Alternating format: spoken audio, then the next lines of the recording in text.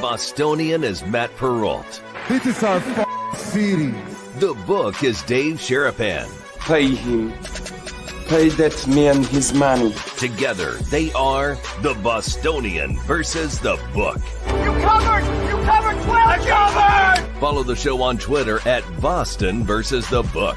How do you like them apples? Bringing you the best insight on sports betting news, Matt and Dave's daily picks, and an entertaining and unfiltered dive into the sports betting industry. Here's Dave Sharapan and Matt Perrault. And here we go.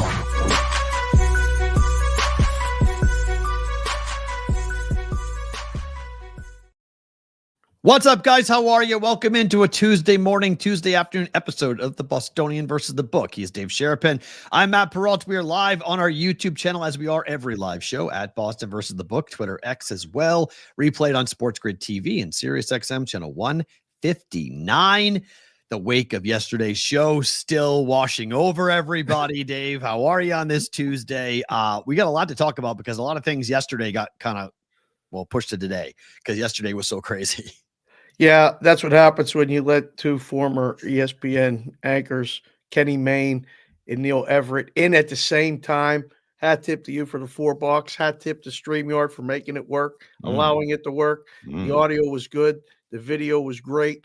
And the stories were just tremendous. And the laughs over. Whatever the number was, just over. If you didn't go see the show live yesterday, which again, we appreciate every single one of you that come in here live, spend an hour and 40 minutes plus bonus time with us every single day. Hit the like button, hit the subscribe button. We just dubbed a new name for the some people in the chat watching the show in their cubicles. It's the BCC, the Brigade Cubicle Crew. Oh, I like it. Who are in the BCCs are in their cubicles watching, listening, getting in the chat.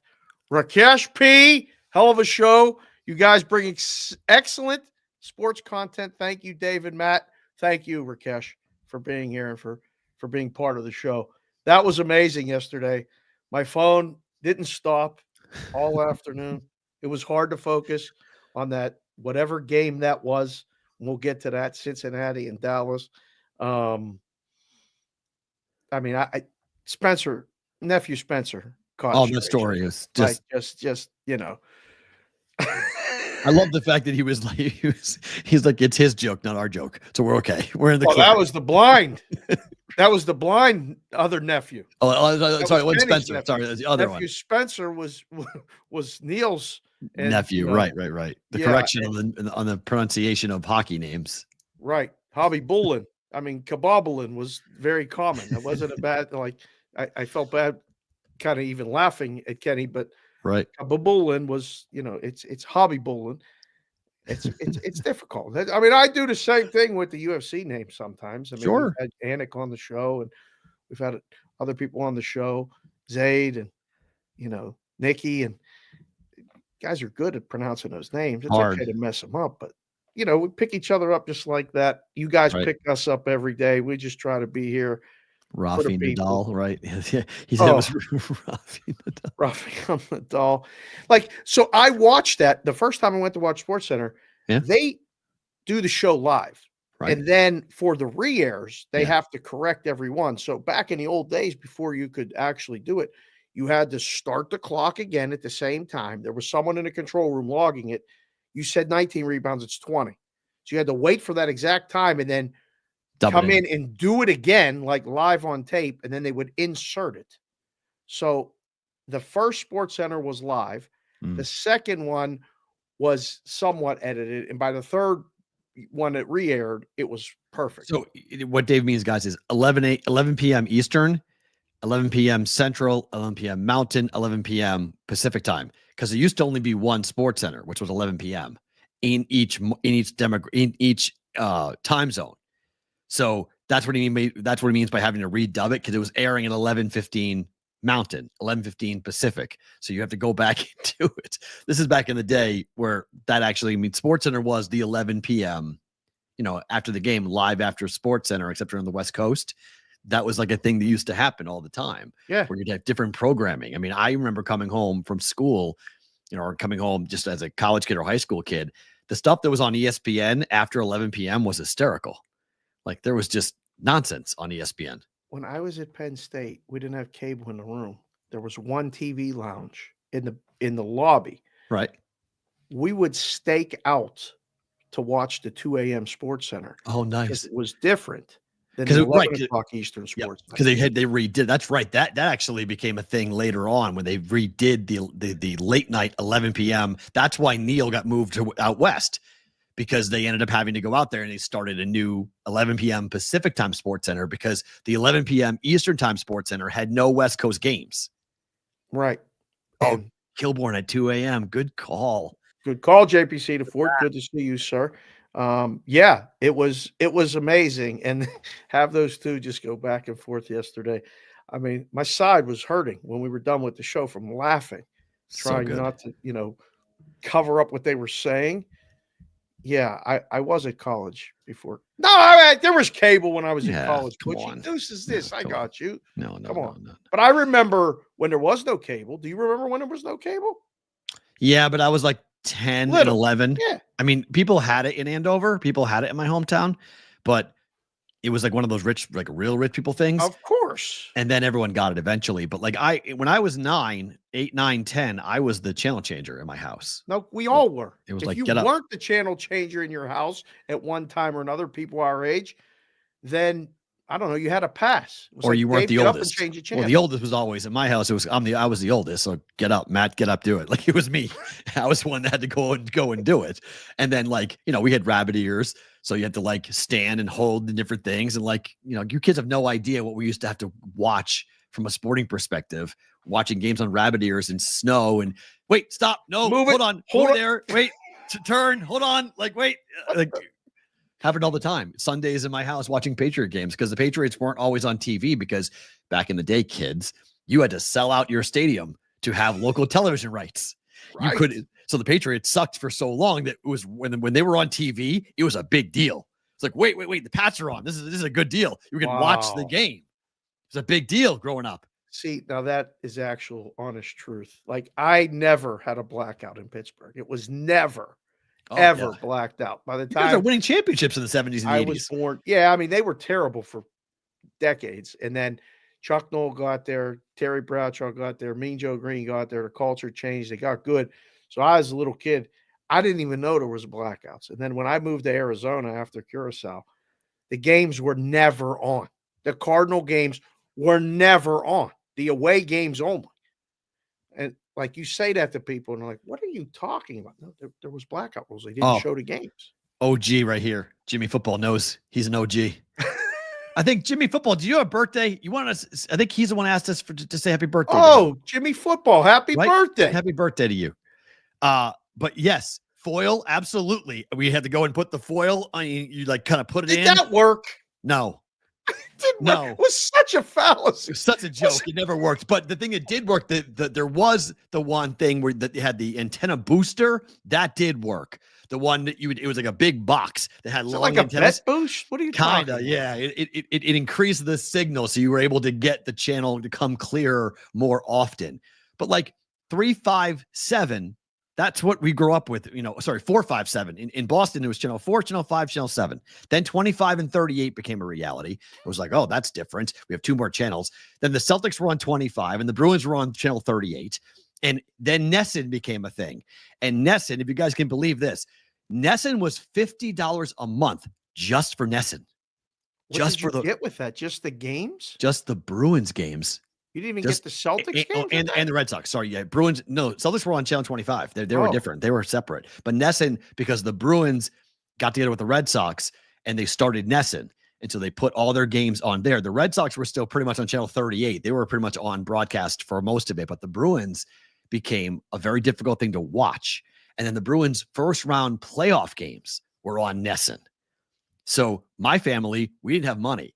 So my father and I don't have many great memories with my dad, but I do have the memories of every single time the Bruins were in the playoffs, we would go to the ground round, which you guys in New England know what the ground round. They're bringing it back, by the way. The ground round they're going to build a ground round. A ground round's being built outside of Boston right now. Somebody bought it. A guy bought the name and the franchise rights, and he's opening a ground round outside of Boston. We got to do a show there at some point. Supposedly there's 2 out west. What? Supposedly there's 2 out here. No. Yeah, I was watching a story on WBZ Radio on Instagram. This guy named Matt, who is an incredible reporter, did a story on it. And I guess there are some out west. There's a couple of ground rounds still in existence, like old school. Open in existence. Yeah. Ground round. Yes, ground round, open in existence. But this guy now owns the rights to it. And so he's reopening it. And I'm like, man, I'd love to go watch a Bruins game just from the nostalgia factor of it. Just to go back in there and just see what that would be like to be part of the ground round watching the Bruins. But they would charge us $5 a head to get in to the ground round. Ground round had a to watch the Bruins. To watch the Bruins play the Montreal Canadiens. I remember it clear as day. Walking in, there was a line out the door. $5 a pop to go watch the Bruins because people couldn't afford to pay $50. This is in 1988. This is back when the Bruins were good and it was expensive. I mean, $50 is like $150 now a month to watch just for one channel. It was outrageous. People wouldn't pay it. My dad was like, I'm not paying that. We're not paying that. We're not doing that. We'll just go out to the ground round. Oh, birthday parties at the ground round, Fish Killer. Yes, absolutely. Because they had that thing where you would only pay what you weigh. They had that thing where the kids came in, the kids would pay what they weigh. Scale. Wow, that's crazy. Now you're bringing back all these memories because I know 100% that we went to birthday parties at the ground round. But yes, it's similar to the Ponderosa of the Northeast. North Dakota in Ohio. There's some ground rounds. There's a couple in North Dakota in Ohio. Wow. According to that story, there's a couple operational ground rounds. I was like, wait, what? He was like, yeah, but the one in Boston is going to be quote unquote back to the original. He's building it to the specs. They're going to bring back the pay what you weigh thing. It's all, I can't wait to go to it. What's old is new again. It's all coming back. We got a shot. That's good. Well, because nostalgia is live. I mean, you want to talk about people our age in the 40s and 50s and 60s? One, we have disposable income. So we want nostalgia. So we'll pay for it. You give us a chance to live, go back to the 80s, go back to the 90s. People will pay. I don't know how much consistently they'll pay. Right. But they'll pay. There's a restaurant called Chi-Chi's that's coming back too. All right, Chi-Chi's is coming back. Now, I thought, didn't Applebee's kill Chi-Chi's? Like when Applebee's became big, Chi-Chi's got killed? Yeah, that was part of it, but then someone ate a Chi-Chi's and died. And that killed Chi-Chi's. Okay. So but people, I don't know, people have died at Applebee's before, haven't they? It's Applebee's. I don't know. I mean, Mexican food can be sometimes, and true. Yeah, but Chi-Chi's was unbelievable. There. See, this is why the chat is so vital to our thing. Chi-Chi's are boobs in Spanish. Okay. I didn't know. Sonic the Wrench, thank you. Chi-Chi's had a hepatitis issue with onions. Who hasn't?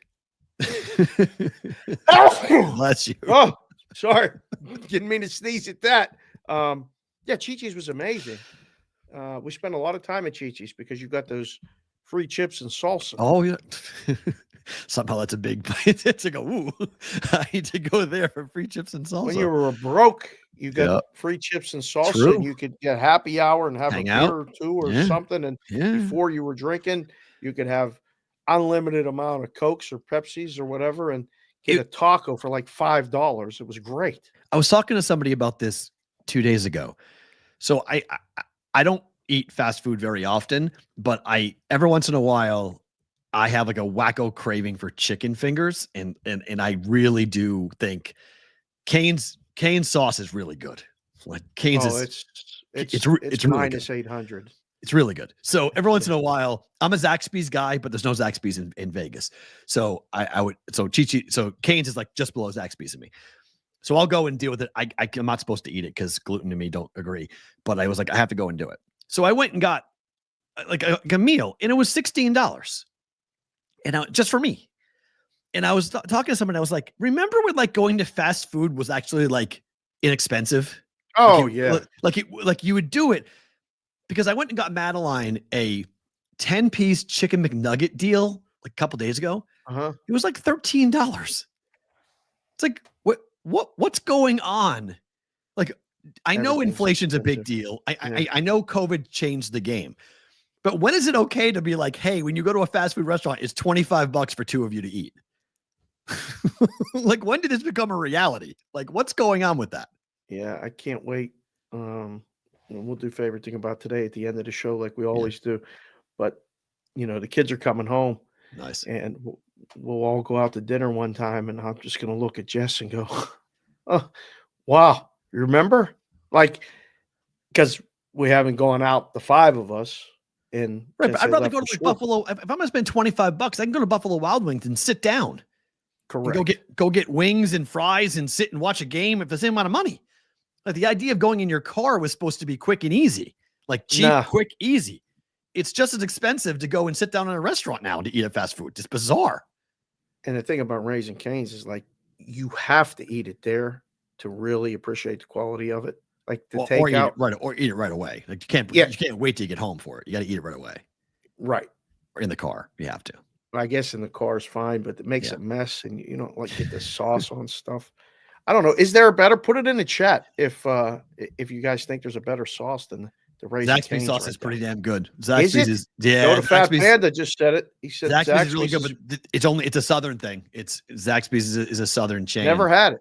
It's good. It's really, really good. Cane's is really good too, but I'm just, I came up on Zaxby's, so to speak. So I'm a little bit on that. Like, Butchie's an expert in food. Butchie said Cane's. okay, interesting. He Yeah. likes Cane's more than Zaxby's. Yeah, I like Zaxby's. When it comes to like burger restaurants and whatnot, like Vegas has really upped the game. Like, there's some really good ones. In-N-Out is still everyone's favorite. I still can't figure out why people wait in that line. Everywhere. There's Every there's line. places everywhere, like in town. The ramped it up. The fast food game, it's like the casinos. Yeah. Yeah. I mean, they're That's it. doing bigger, better, more things. Bojangles. Oh my. Whoa, The food. Bojangles is dangerous. whoa! I've you're never really eaten at rolling Taco the Bell in dice. my life. I've never eaten at Bojangles. Those are two places I refuse to eat. You've never eaten at a Taco Bell, even in a pinch. Never. No, I never had Taco Bell. I can't do it. It's just like a mental thing. I can't do it. Yep. Zaxby's is the official chicken tender of the SEC. SEC, not CC, but SEC. You're correct. Really? Oh yeah. Yeah. Zaxby's is heavy down Wait, there. But John, Popeyes. is that John Surratt?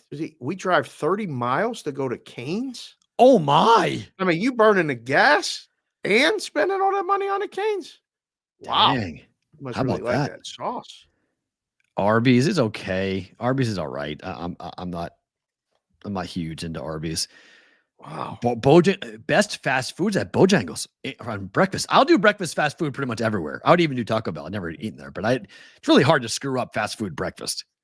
Right. Like, it's pretty easy. It's just, the eggs are the eggs, whether they're real or not, but their eggs are the eggs.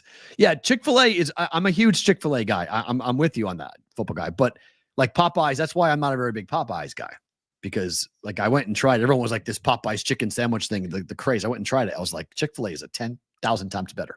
I don't know who needs to hear it this early in the morning or wherever you're at listening, but Popeyes is overrated. Yeah. It's overrated. Mm. Tried. I trusted people with really good opinions about food, fast food stuff. Buddy Humans. I mean, he writes a column every year about overrated. Yeah. Sorry. Cancel the Popeye sponsorship. I would take, it's like minus 200 that every Sunday you'll get up and want Chick-fil-A and go, damn, I can't go to Chick-fil-A. It's not Closed open on Sundays. It's not open on Sundays. White Castle is danger, Sam Licata. White Castle that is drunk food on drunk food. That is all. You can't be sober going there. You got to be trashed going to White Castle. There's two places in the world you go when you're trashed. One is White Castle. The other is Waffle House. Cannot be sober in either one. Oh, That's it. okay. Those are the only two that you can do. Absolute. Yes. Rectum. Whoa, rockets. wait. Yes. Can you put that on the screen? Sorry. Yeah, Will. sure you can. Take Why a not? seat. It's a body part. That's fine. You're right. By the way, Dave's Daily Picks. Thank you for putting in the Discord channel. If you guys haven't gone there, go to wbbshow.com and click the link. You can get directly to our Discord channel. People have been going and finding all the old Kenny Maine stuff. Kenny Maine at the racetrack at Santa Anita. Dave's Daily Picks found it and posted it. It's hysterical. Like, it's so I haven't good. watched it yet. You He's said that walking to me around this talking about morning. making it. Because it looks. I thought he was at Del Mar, and he's not. He's at He's Santa at Anita. It looks somewhat which similar. we're but headed to next, by the way. beautiful. He talks to jockeys. He talks to owners. He talks to he tries to claim to one of the betting people that he bet on a horse that he didn't bet on. And he's like, the ticket's wrong. I won that race. Like, pay me. And the guy's like, well, no, sorry. It doesn't work that way. He's like, why? He's like, pay me. He's like, I need to get paid. He walks around talking about the anatomy of the horses. He's like, that horse got the biggest I've ever seen. It's head. He was talking about the horse's head. It's awesome. It really is. It's a Funny or Die skit of Kenny Mayne being, he starts it off being like, I'm Kenny Mayne, but if you don't know that, we got bigger problems. It's really good. It's really, really good. So thank you. Anything you guys find from because they're scouring the internet for the blind broadcaster bit. I searched this morning. I couldn't find it. They're all searching for that. They're searching for everything that Kenny and Neil talked about yesterday about the different bits that Kenny did with Funny or Die or whatever. They're all searching it. So if you find anything, post it in the Discord channel so everybody could see it because it's too good. Like it's absolutely too good. Just go to thebvbshow.com. You guys can click on and go directly to that link for our Discord channel. All right. Breaking report today. Bill Belichick has given North Carolina what he needs to become their head coach. This is real. Okay. This is not a joke. Swear. Look, I mean, the guy might be wrong. Oh, sorry. Wrong one. Where's that? Sorry. There it is. This is from a guy who covers North Carolina. On December the 6th, he said, per sources and told Bill Belichick, negotiations with North Carolina include a guarantee for Stephen Belichick to be named the school's next head coach in waiting. UNC is open to that guarantee. Discussions are not a bid to gain leverage for NFL offers. Bill Belichick is open to the move. Update. Belichick has agreed to become the next head coach for North Carolina. Belichick handed the school a 400-page organizational Bible. It's like War and Peace. With structure, payment plans, staffing choices, decisions on whether to commit with UNC. He's expected to know the decision within 24 hours.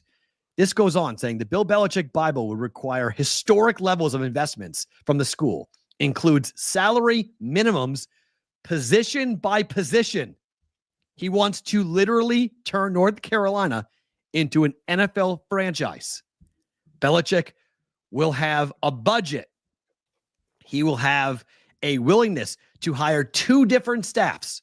One, a coaching staff run by Bill Belichick. The second, a recruitment staff run by a sitting college general manager who would require a buyout. So Bill already knows who he wants to bring in to run this. Oh. Belichick has a college and pro version of his updated manual and has shared it with other schools and NFL teams. But he drafted a new one specific to North Carolina that touched on every aspect of the program and school. Would need the sign off from the AD, the chancellors, the trustees, and boosters for this to happen. There has already been pushback from a group of. Question is this: what?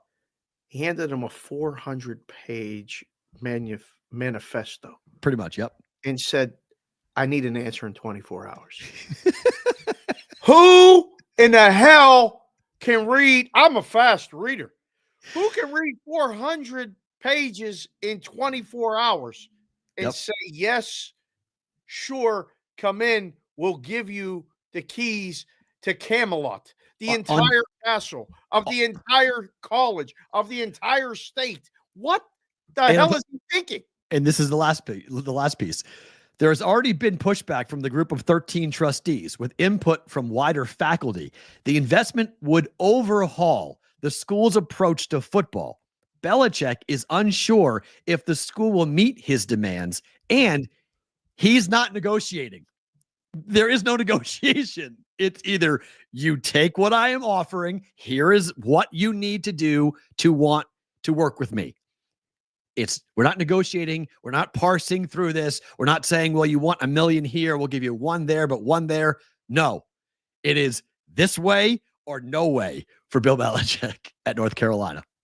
I mean, that's He got some major stones. I mean, you want to talk about Kenny Mayne talking about horse parts. Right. Can't even talk about bills because they can't fit on the screen or in the room. Here, I'll do it. Or he knows they'll say no and he's just playing them. Like this all could just be an exercise in power. Really? This might be Bill flexing. This might be just him saying, or to somebody else. This might just be like, hey, to any other program, if you want me, here's what you need to do. He wants to have 2 different staffs. You know how much money that's going to cost to have 2 different coaching staffs? I mean, how much is Bill going there for? $5 million? $6 million? Barry Odom just got $6 million a year. I would assume that he would say, I need more than Barry Odom. So he makes what, 10? His staff, his son, what's his son going to make? 4? 3? No, I mean, 1. I mean, you don't start the kid off with more than $1 million, do you? What's he making at Washington? He's the DC of Washington. I have no idea. I would assume Bill would get 10. The kid would get 1. I don't know. I mean, if you're a defensive coordinator now, you make more than $1 million a year. Oh, yeah. In college football? Ooh, if you're good. Yeah. $500,000 minimum. I mean, he's young and inexperienced. So that's I said $1 million, though. You don't, I mean, or somebody find out in the chat if there's OCs and DCs in college making more than $1 million a year. I figure the top is $1 million. I don't know. What do I know? I know nothing. He's making $1.2 million now at Washington. Yes. So he's got to double because I got to come work with my dad. Yes. Now he's making $2 million. That's just the head coach and the DC are now $12 million, hypothetically. You better sell a lot of North Carolina merch. I mean, that's a lot. So it's a lot of money, right? So, I mean, if you're a Carolina fan, this is a dream because it's not your money. What do you care? But it changes the way, like the ACC is 3 schools, right? It's Miami, it's Clemson, it's Florida State. Florida State can't get out of their own way. They're a complete mess with Mike Norvell right now, so they're not going to be relevant for a while. Clemson has Dabo Swinney. They're in the playoffs. They're not going anywhere. Miami will lose Cam Ward after this year, and Miami will go back to being Miami. So North Carolina, there are recruiting areas around Carolina where Virginia, North Carolina, and South Carolina, if you can recruit just those 3 states, you could win a national championship just with the kids in those 3 states. So, but you could then go to Florida and just get whatever price you want and say, sure, come up here and let's win this ACC. But we'll talk about it later. A BYU kid, a kid getting the number 1 basketball recruit's going to BYU because he's getting paid. So if you pay enough, if Belichick's like, look at, we need a $50 million budget to go pay kids to come play school here, go play here. Sonic the Wrench, tremendous job every day with the show, with the overlays and different things like this. Just came in the chat and said, is that Ike Baker? Lake Baker, no, right? Lake Baker, the defensive coordinator for LSU, is the highest paid defensive coordinator in college football with a salary of $2.5 million. Further up in the chat, he said Mike Denbrook of Notre Dame is the highest paid offensive coordinator in college football with a salary of $2.1 million. See, kids, the defense pays more. Play defense. At least in the SEC, play defense for sure. Wow. So, I mean, college football is ripe for this type of overhaul. It's just as a university, what Belichick is trying to create is a minor league football program. Like, isn't it already? Yes, but he's going to he's going to structure it now. He's going to structure it. He's going to say, defensive backs, you're making $500,000. Quarterbacks, you're making $2 million. Offensive left tackle, you're making $3 million. Like, he has salary structures in place for what each player is going to make for going to the school. This is a blueprint for the sport. When I was listening and watching things this morning, this is not just for North Carolina. Belichick is trying to, in his world, in his mind, give back to football. And he's trying to structure the unstructured because he's a military guy. He's a Navy guy. He's a structure guy. Okay. He doesn't like the unstructured nature of college. He thinks it's a mess. So he's trying to streamline it and give a blueprint to programs and say, look, you have to do this. Like, if we're going to take our programs to the next level, this wild, wild west stuff doesn't work anymore. We actually have to have some structure. So here's how I would lay it out. You have a coaching staff, you have a recruiting staff. You have a salary structure in place for what your kids are going to make when they go to school. Here's what they're going to make. So I'm not saying that Belichick knows what he's doing. I'm not saying it would work. I'm just saying this is his idea. This is why it's a 400-page manifesto, as you called it, to change college sports. Did he just come up with this, or has this been? No, he's been sitting. This is like Jerry Maguire. He's been sitting on this. Like I think he's been sitting on this. I think he's been waiting for a program to come on board, and this North Carolina was the first one with an opening big enough in a Power 4 conference to give him the chance to unveil it. Do you think they signed an NDA? No, because as it said in that tweet, he's shared this with other programs already, and in the NFL for that matter. He's been shopping this. Wow. So, WV Punch Drunk One got me. Can you imagine doing all of this and them going 6-6 to the Mayonnaise Bowl? Fair. He's not wrong. I mean, North Carolina has look, how much coaching is Belichick going to do? How much recruiting is Belichick going to do? Well, you just found out Belichick's not going to do any of it. He has a recruiting staff. Belichick's going to tell the staff, go find me players, bring me players. I'm going to coach those players up, and then we're going to go play. But like, how much coaching is Belichick wanting to do? This doesn't feel like Belichick wants to be like heavily involved with college sports. He's going to be like up on that tower. Yeah. Just like watching, making sure that coaches are doing their jobs. He's the eye in the sky, watching everybody do their jobs. And then he, yells out through a bullhorn, "Hey, run that again." Right. Yeah.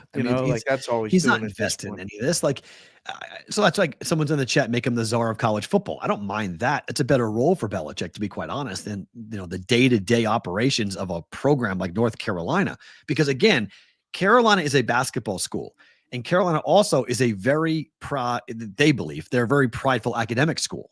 Right. So you're going to tell the board of trustees, by the way, all that research money, we're not spending it on anything like that. We're going to go buy football players, and we're going to go be a football factory, and we're going to go and compete at the highest level, and we're going to make the playoff. Yeah, we're going to make a ton of money.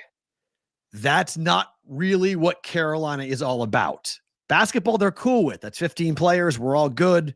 Our history, we're all good there. This is 85 kids. This is a whole different undertaking for what they're going to expect or want. And the ROI. Ask the chat right now. We need a poll. We're 30 minutes into the show. We've covered fast food. We've covered some things, and we got a lot more to go over. Does Bill Belichick coach in college ever? Yes or no? Ever. Right? Listen, it ain't that he's 70. How many more years is he going to do it? He's shopping this around. It comes out today. He's got a 400-page Bill Belichick manifesto on what I'm going to do and how I'm going to do it. Do you think Bill Belichick coaches in college football ever? Yes or no? Wow. I don't think he'll coach in the NFL again. Really? I don't. Why? I don't. How is he going to sell someone on this? On what? On play? Whatever NFL? He wants to do, he wants too much control. Oh, there's no debating on that. He is an absolute control freak. Never. Yeah. I don't think anyone is going to give him the keys to one of the 32 franchises. But there's a hell of a lot more college football teams. And there might be somebody with the pockets and the things that he wants that will say yes. I'm interested to see what the brigade says. And anyone new to the show, watch the show live. You can vote on these polls. Yeah, I would say no to him coaching in college, but I won't say no to him never coaching in the NFL again. I think he wants someone's going to have to give him the keys, like you mentioned, but there's some really pathetic, bad football programs, bad football teams out there. Like if you're the Jets, you wouldn't give it to Belichick. You wouldn't give him all power, give him everything.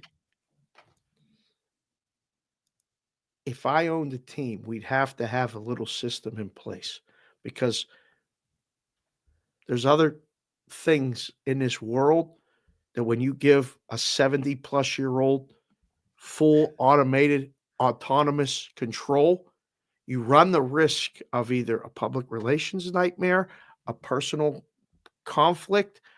Are you watching the live soap opera that's the Dallas Cowboys every day?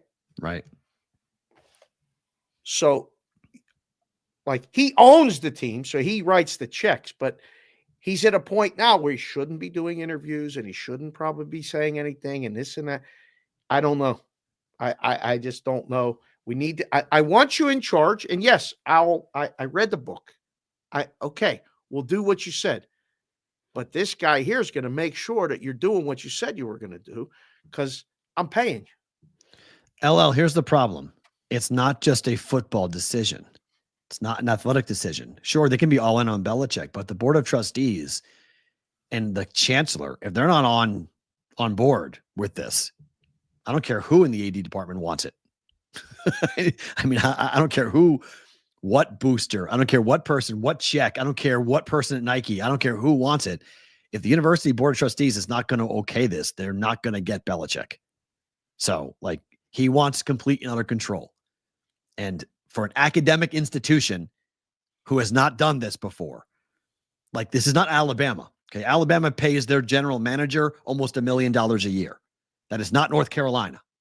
It's not what the Tar Heels are all about. But if you want to compete, like, isn't the pitch? If you want to compete with Alabama, you can now with this NIL business. We can buy players. We can pay anybody. BYU just did it with basketball. So we can do that, but you need their structure. You need a guy making $1 million to make these decisions. Sure. And Bill is going to reformulate all of this. He wants to silo all of this. And so that's their department. This is our football department. This is our budget. This is what we're spending. Hey, middle linebacker from, middle of nowhere, North Carolina. We're going to pay you $500,000 a year to come play for the Tar Heels. Like, come here and play. Don't go to Georgia. Don't go to somewhere else. We're going to pay you.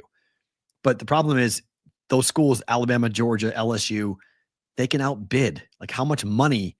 Everyone needs to be on board with this for a salary structure to work. Like, we all have to agree on a salary structure. Like, we all have to agree on a salary cap for college football. How much money are you allowed to spend? Because there is no cap at the moment. That's how you can get a Jewish quarterback at BYU. Like, there's no, that's how it happens. The Mormons no just sit the hell with it. We're paying everybody. That's it. We're just paying them. We got let's money. Go win. Yeah. Let's go win. These schools are winning. You guys can take the religion classes. That's fine. Whatever. Right. You just throw the ball. You teach them Hebrew, whatever you need to do. I don't know. I mean, okay. LL, little secret. I used to do this too. Okay. So I worked for Rivals and I covered Creighton University. Just because it's being reported by a 24/7 sports site doesn't mean they know anything. Like, seriously, doesn't mean they know anything. Okay. They have to act like they know stuff because people are paying a subscription to them. Sometimes they know something, but guess what? There's absolutely no issue, no problems if they're wrong.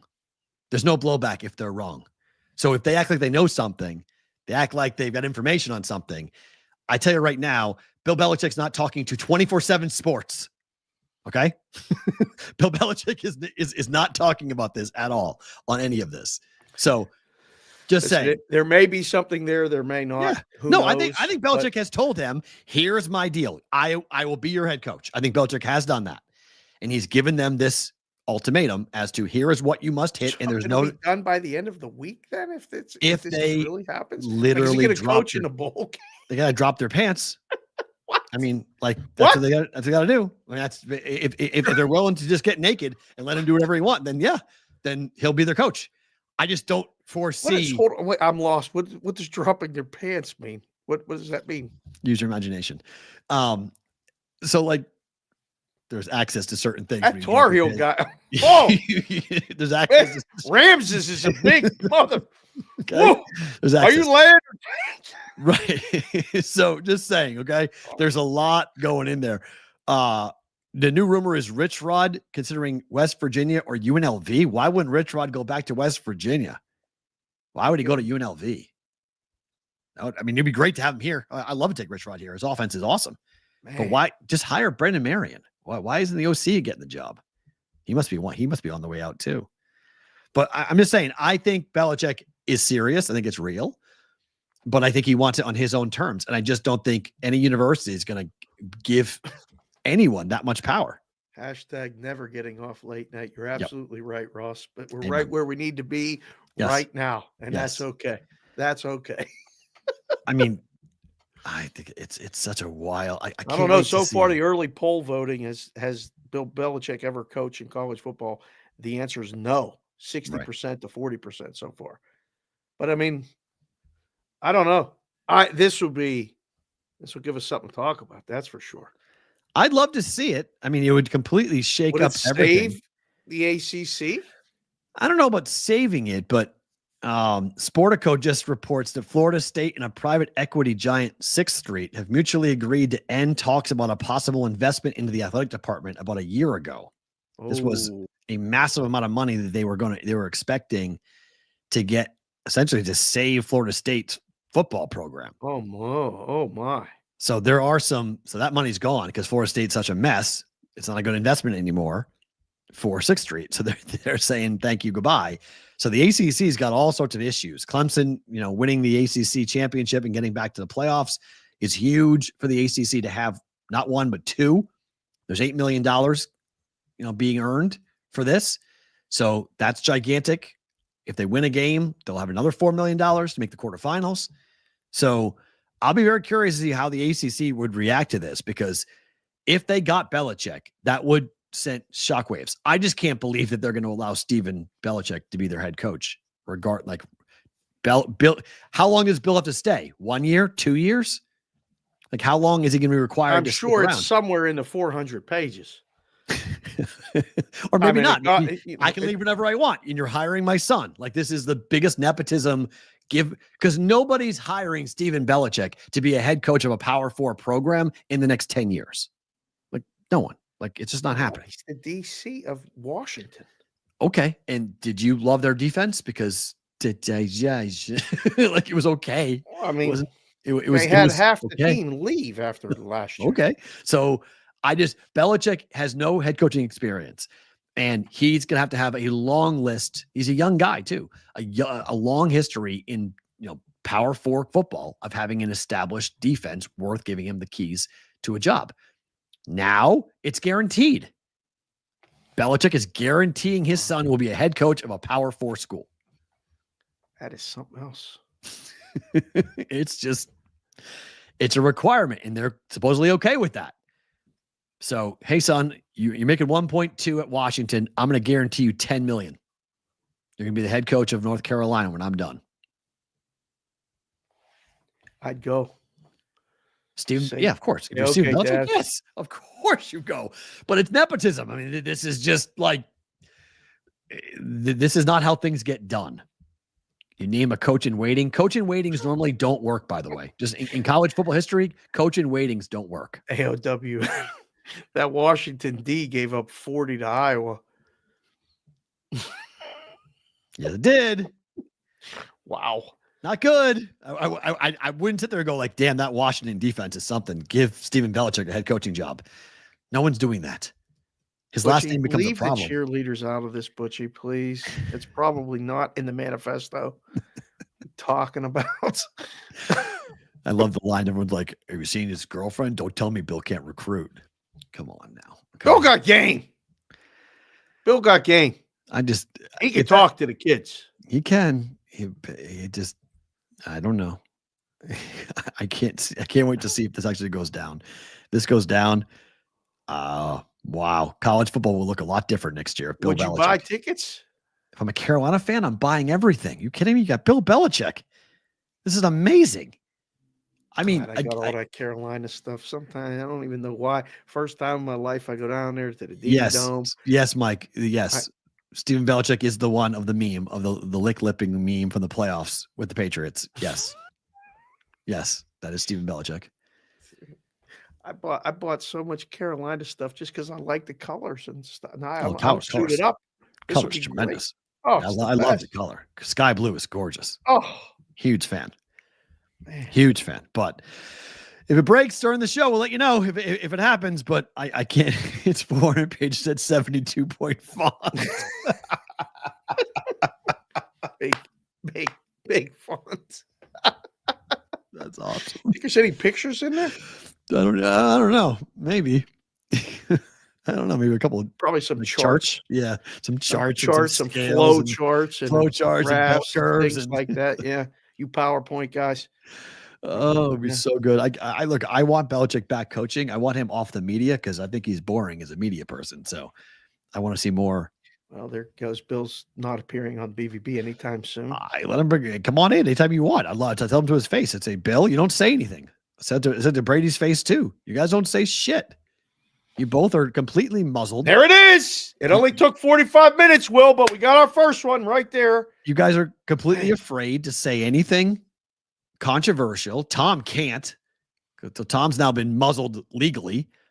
But Bill goes on all these different, shows and says the same things he said to the coach. Like that's my problem with Bill. Like I watched Belichick's coaches show in New England when he broke down film. I watched it all the time. He's the same person now. Like he still says nothing. Yeah. There's no like inside school stuff. There's no like what he really feels. There's no like, well, that team sucks. So, we ignore them, or, that coach can't beat me. We know that. Like there's nothing interesting. It's all very vanilla. It's all very milquetoast with him. Yeah. And that's, he's Bill Belichick. Great. But like, you got to be able to say something different, something unique. Milquetoast is not good. I don't know. Anyone thinks milquetoast is good, but it's not. It's a good song though. Milquetoast is a good song. Shout out to you Helmet fans out there. Hey, Helmet. Okay, what happened last night? The Bengals beat the Cowboys 27-20 on Monday Night Football last night. Cowboys blow the game on a disastrous special teams play. Cowboys are now 5-8 with 6 losses at home. You're a Pittsburgh Steelers guy. How much fun are you having with this?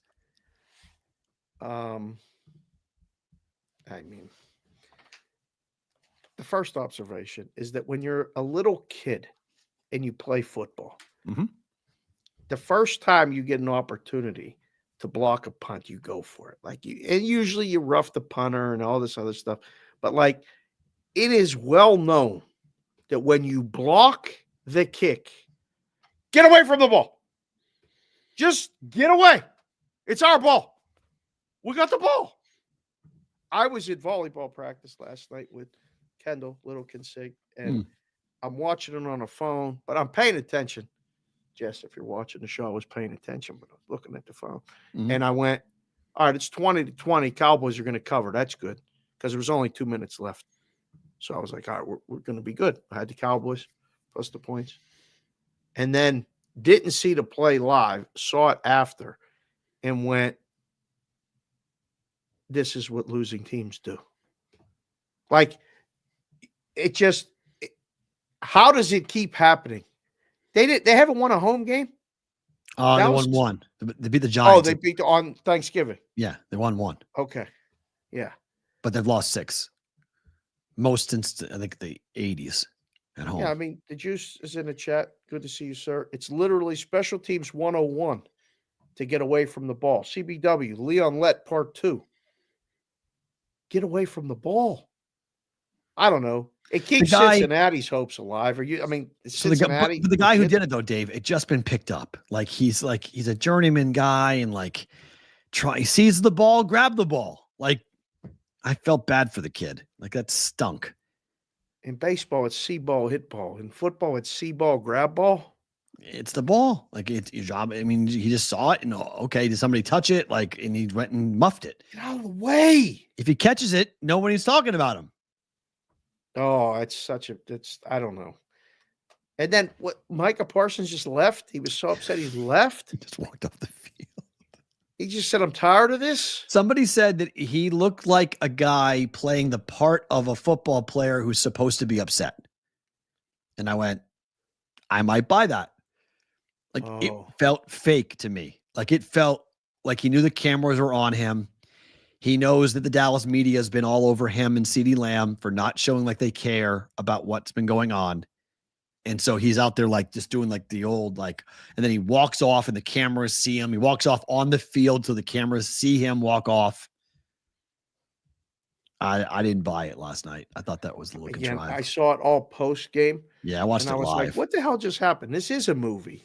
I feel like I'm watching a weekly sitcom. Yes. Because forget about Hard Knocks, which is seeing produced and behind the scenes stuff and all this other crap. Oh, LL said he's been on the team all year just getting back from an injury. That's even worse. Yeah. Oh, man. I don't know. He's a young kid, though. I mean, they're asking Jerry Jones when a young player makes a mistake like that, what do you say? So we say nothing to him. We just move on. Like, it's a football play. He made a mistake, and we just Why move not on. answer the question honestly and say, we tell him to get away from the ball? Or we cut him. He looked like he was in a silent movie. He did. Yeah, like who was he talking to? It's a good point. Like, who was Parsons talking to on the sidelines the entire time? Like, he was just like this whole like it was so overall. I was like, Micah, like, I know you're mad, but like, come on. Like, you don't have to act like you're mad. Like, just be mad. Like, don't overdo it. It doesn't make any sense. But you asked me, can Cincy make the playoffs? Well, they're 5-8, and their games are Titans on the road, Browns at home, Broncos at home, Steelers in week 18. This is crap. 9-8 is not impossible. 9-8 is not impossible, but 9-8 may not get you in. Correct. But it might get you in if things break the right way. It might. But at Tennessee this week, and they are 5-point favorites. Mm-hmm. Then home against Cleveland is close to 10. Yep.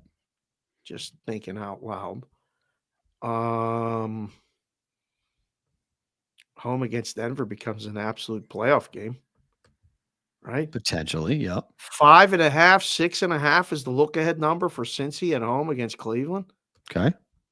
Wow, I'd have made that 8.5 or 9 because they're going to tease Cincy down a pick. Who's responsible for these numbers? We got to have a discussion. I mean, that's too low. Dave, it's a division game. Cleveland stinks. Jameis gives you the ball. He does. So do they win the next 3? Yes. So they get to 8-8. Yes. And then Pittsburgh is. I don't want that game to mean anything. It may not to you guys, though. Well, let's hope it doesn't.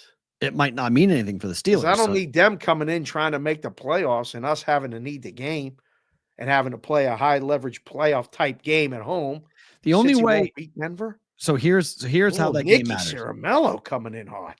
Well, here's how it matters for you guys. The Steelers lose to the Eagles this week. Your dogs. How could you just advance that? You think they're going to lose this weekend? Yes, you're losing. So Eagles beat you this week. You're on the road at the Ravens in an absolute must-win game for Baltimore. You guys generally split. They beat you the first time if their kicker makes 2 kicks. So Ravens get revenge. Now you're 10-5. You play the Chiefs at home on Christmas Day. Winning that game. You may need to in that game. They're winning that game. You may need to win that game. You may need to win that game. Because if you don't, now you're 10-6. Oh, you're 10-6. Last game to get the home game and get the division. Oh, everything. I mean, it's all because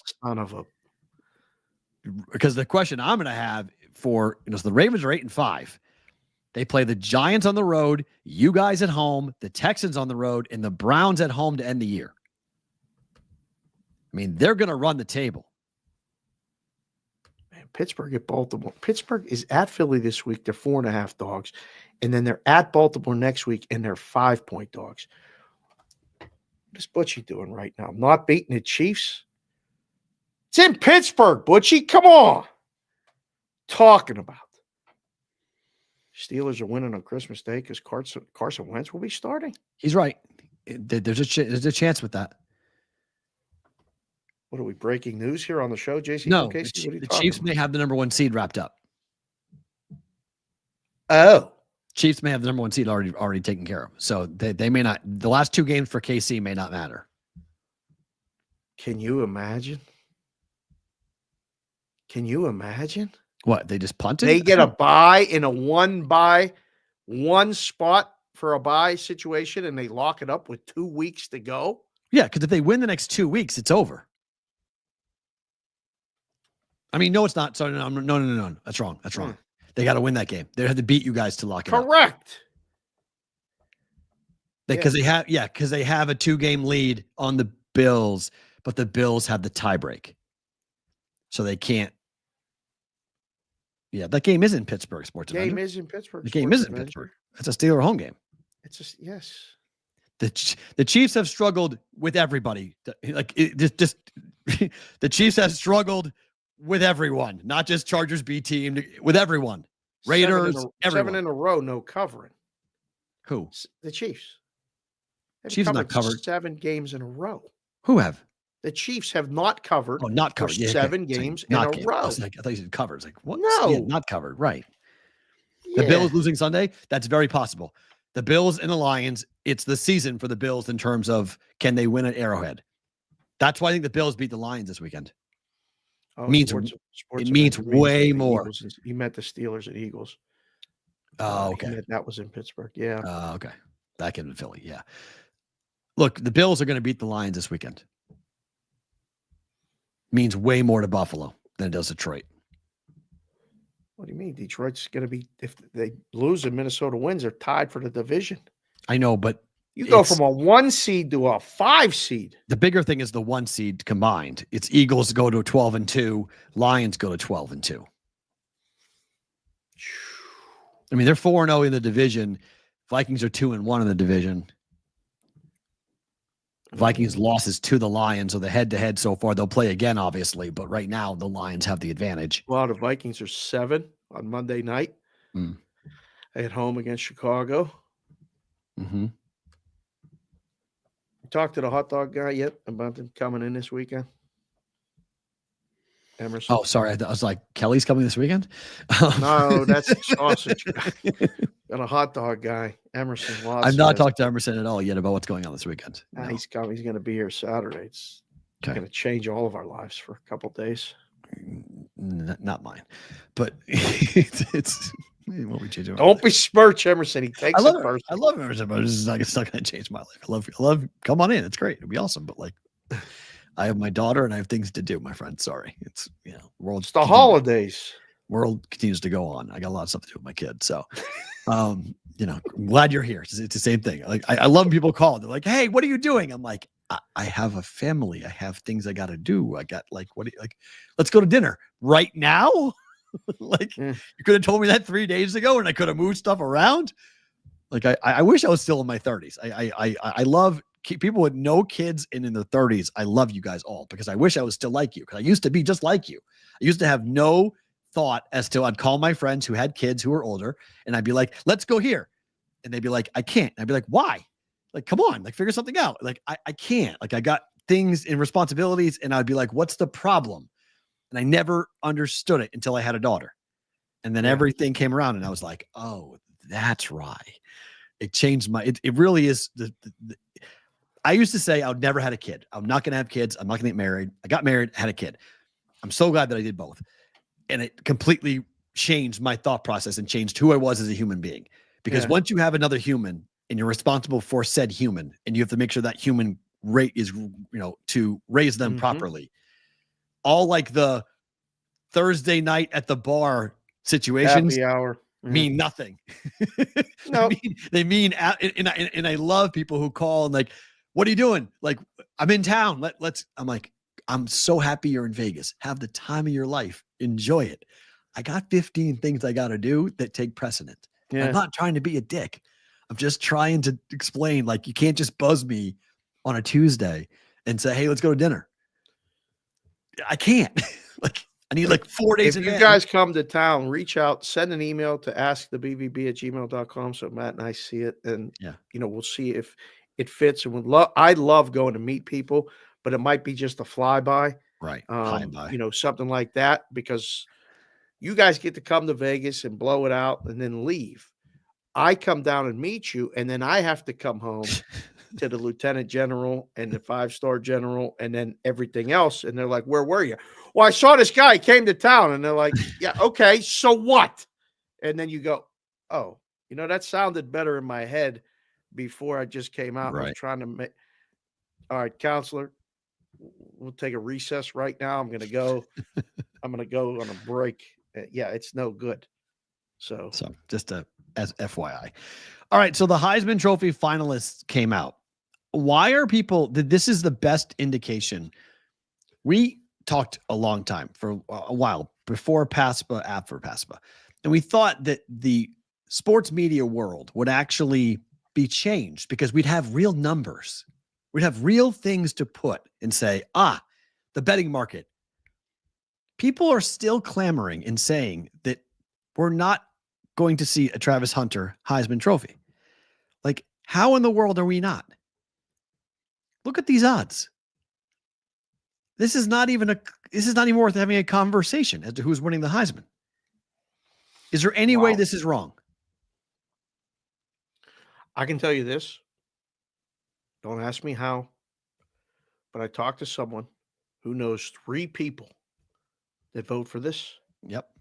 They all voted for Genty. Okay. That's as biased of a sample size. There's a lot of voters on this, and they all may go to one region. How many voters? Are they in different regions? Yep. Because then he may win one region, and then he doesn't get enough. So he wins one region, great, but then the other regions go elsewhere. A lot of voters in this thing. This is not like we talked about before, like with Rookie of the Year and stuff, where there's like 35 people. There's hundreds of voters on this. Oh, there are? Yeah. Heisman's vote. Okay. A lot of people have Heisman votes. A lot of people. They're done by region. You can there's somebody find out how many people vote for the Heisman. I know could be a Heisman voter. Tone Diggs is voting for the Heisman. Yes. Tony Diggs is on Pat's show. He's voting for the Heisman. There's 928 voters. Told you. See? Yeah. Thank you, Sonic. It's gigantic. King of car seats, 900 LOL. I wasn't thinking LOL. I was thinking, holy caca. Yeah, there's a lot. There's a lot of people who vote on this. I wanted to say it, Will, but I didn't. There's a lot of people who vote on this. This is not. So if there's 928. So 3. Great. They all voted Genty. He's getting some people who are going to vote it, but like people are arguing like it's Genty. It's Genty. Oh, it's Genty. I'm like, do you pay attention to the betting market? Because the betting market really disagrees with you. This is not a conversation. This is not even a question. It's Hunter. I don't see it any other way. But again, we'll talk to people. When is that this weekend they announced Saturday. It or next weekend? Oh, it's this Saturday night? Mm-hmm. That was always such a big deal. Yep. Like, I just remember you had to watch it. You had to see it. And now I'm like, I don't know. I mean, there's like a Earth, Wind, and Fire band that's playing at the Santa Fe this week. I may go watch them instead of watching this. Yeah, of course. There's no college football on Saturday. One game. I mean, the game, obviously, Army, Navy, but it'll be over. I don't know. Do you want? Does anyone in the chat think that Hunter's not winning it? Show yourself if you do. Not who should win, who will win. Regardless, you can make a case for Genty all you want. I can't. Nice shot. Go ahead. It's a donation. It's a donation. Gabriel is worth some pizza money, Sports Avenger. That's I don't insane. even think it's worth Little Caesars. No, it's insane. That's really insane. don't. That's wrong, Adam. That's wrong. If Hunter isn't playing for Dion, no one cares. I disagree. Wow. Really? He's an unbelievable player, Adam, isn't he? Plays both sides. He plays 100 snaps a game. Like, what are we talking about? This guy's incredible. No one does what Hunter is doing. Wait, Thomas Panchley said Scatabo should have been invited over Gabriel. Scatabo's not invited? No. It's only 4. Oh, he'd be the 5th. Probably. His numbers aren't. He's come on strong late, but Heisman candidacies start in the summer. Nobody was talking about Cam Scatabo for the Heisman this summer. No one knew who he was this summer. So, like, Arizona State's a team put together with, duct tape and postage stamps. Whoa. 19 new players. It worked. That team. Duct tape is strong. Fine, but it's just like all thrown together. Like, this is not like a team that they were picked last in the Big 12 for a reason. But these people don't know anything anyway. Yeah, but the coaching staff and the players gelled and things worked, and now they're in the playoffs. They won the Big 12. But it's got to be. That's why all the preseason rankings, of course. other stuff, but the Heisman is a hype award. It's a publicity award. It is, but you still have to have at least the numbers to get in the conversation. Yeah, and Hunter has those awards. Scatabo has the conversation, but it's like, again, The Big 12 and the ACC, no one cares. Like it's people just rolled their eyes at it forever. So like that's the problem. Colorado is fortunate because they've got a generational player. He's playing offense and defense. He's intercepting passes and scoring touchdowns. Like it's unbelievable. So like, yeah, just Zach, there's no way he plays both ways in the NFL, right? Of course he is. He's going to play both ways. Of course he is. Yes. Of course he'll play both sides without a doubt. 100%. They'll have a Travis Hunter package. 100%. You got to pick a primary in the NFL. You can't play both. Deion played both. Why can't he play both? Deion played wide receiver? Yes. When? They both. Deion Sanders played wide receiver. Absolutely. Deion Sanders played offense. 100%. He was a cornerback. A play or two. Yes. He didn't do anything. He played defense. Okay, let's Deion check Sanders. his number of receptions. He Deion ran back punts and kicks. Which he'll do. And he played defense. Deion Sanders on offense. Deion Sanders had 188 rushes in his career. Deion Sanders had 9 carries. 9 carries rushing in his career. 60 receptions. He played 16 games on offense for the Dallas Cowboys in 1996. 36 receptions for 475 yards, 1 touchdown. Okay, so 1 year he played it. Well, no, he played it more, but that was his highlight, how much he got targeted. But as a kick returner, over half his receptions came in that 1 year because he played more snaps. Yes. 16 games on offense he played. He ain't playing as a rookie both ways. I mean, unless somebody really sees something or uses him on offense a lot more. I mean, maybe he comes in for a package or plays or something, but I don't know. Deion for the 49ers. Let's see. What did he do? He didn't rush anything for the 49ers. The problem is when you open footballreference.com now, you get inundated with these pop-up videos. Yeah, I'm on ESPN. And they've ruined not ruined, but they've made it very difficult where it used to be such a great resource for me to get information like that snap. Now it's close this video, close this. Blah, blah, blah, blah, yeah, 94 for the Niners. He had 6 interceptions, 14 games, had 35 tackles, but he was a punt returner. I mean, scoring wise, Deion scored 19 touchdowns, scored 114 points in his career, 19 touchdowns in his career. As a DB, scored 19 touchdowns. Yeah, he's amazing. I'll take Hunter in 2 seconds and have him play both sides, offense and defense. Play whatever you want. Packages on both. You should apply for Belichick's coaching staff in North Carolina is what you should do. One quick thing about yesterday in the wake of Juan Soto's deal. Ohtani's contract with the LA Dodgers, it's actually a bargain now. Here's bad at the math. I can't wait to hear this. What the hell are you talking about? How can this be a bargain, sir? Because the deferred money that Ohtani is going to have, given inflation, by the time he gets paid, the Dodgers are only going to actually pay him $400 million. Out of this, like 700 million was the number. Through today's money in the future time, through inflation. That's depressing. So it's going to be worth just over half. When they pay him the money out, when they're paying him in 10 years and they start paying him out. So the Mets are on the hook for all of it right now. And the problem for the Mets, after 5 years, the Mets have a choice. Either they can let Soto out, or his contract goes from $51 million to $56 million a year. So his contract, he gets a $4 million raise. Oh, 4 and 5. Same difference. It's $1 million. But okay, between friends, it doesn't matter. It don't matter. He's going to make more money than the $765 that he signed for, because otherwise he'll opt out and make even more money, because that means he outperformed the contract for 5 years. Or he just stays pat and says, "You owe me. Now you owe me $55 million a year until I'm 41." Is that a two-way opt-out? Soto can say, "You know what? You guys didn't put nobody here. We didn't win the World Series." He can opt out. Yeah. He can leave. Yeah, Soto can opt out after 5 years. So it's a 5-year contract with the potential of a 15-year contract if he hops into it, and they opt into it, and then they pay him more money. If he opts in, they pay him more. I can't even. I mean, this is getting ridiculous. And then, did I see right? They wouldn't give him a box. They Really? wouldn't give him a luxury box. You They got wouldn't if you gi- want the box, you got to pay for it. But we'll give you $55 million a year, or 50, or Well, no, 51 the million a year. Yankees wouldn't give him the box. That was part of the. It's Yeah, but coming out It now. was $65 million difference though. The Yankees were only at 700 million. I thought. I don't Wasn't know. there a big difference? You got all the money from the team. You want the box too?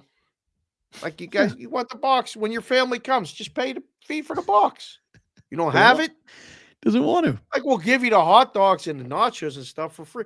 You got to buy the box, otherwise we're going to sell the box.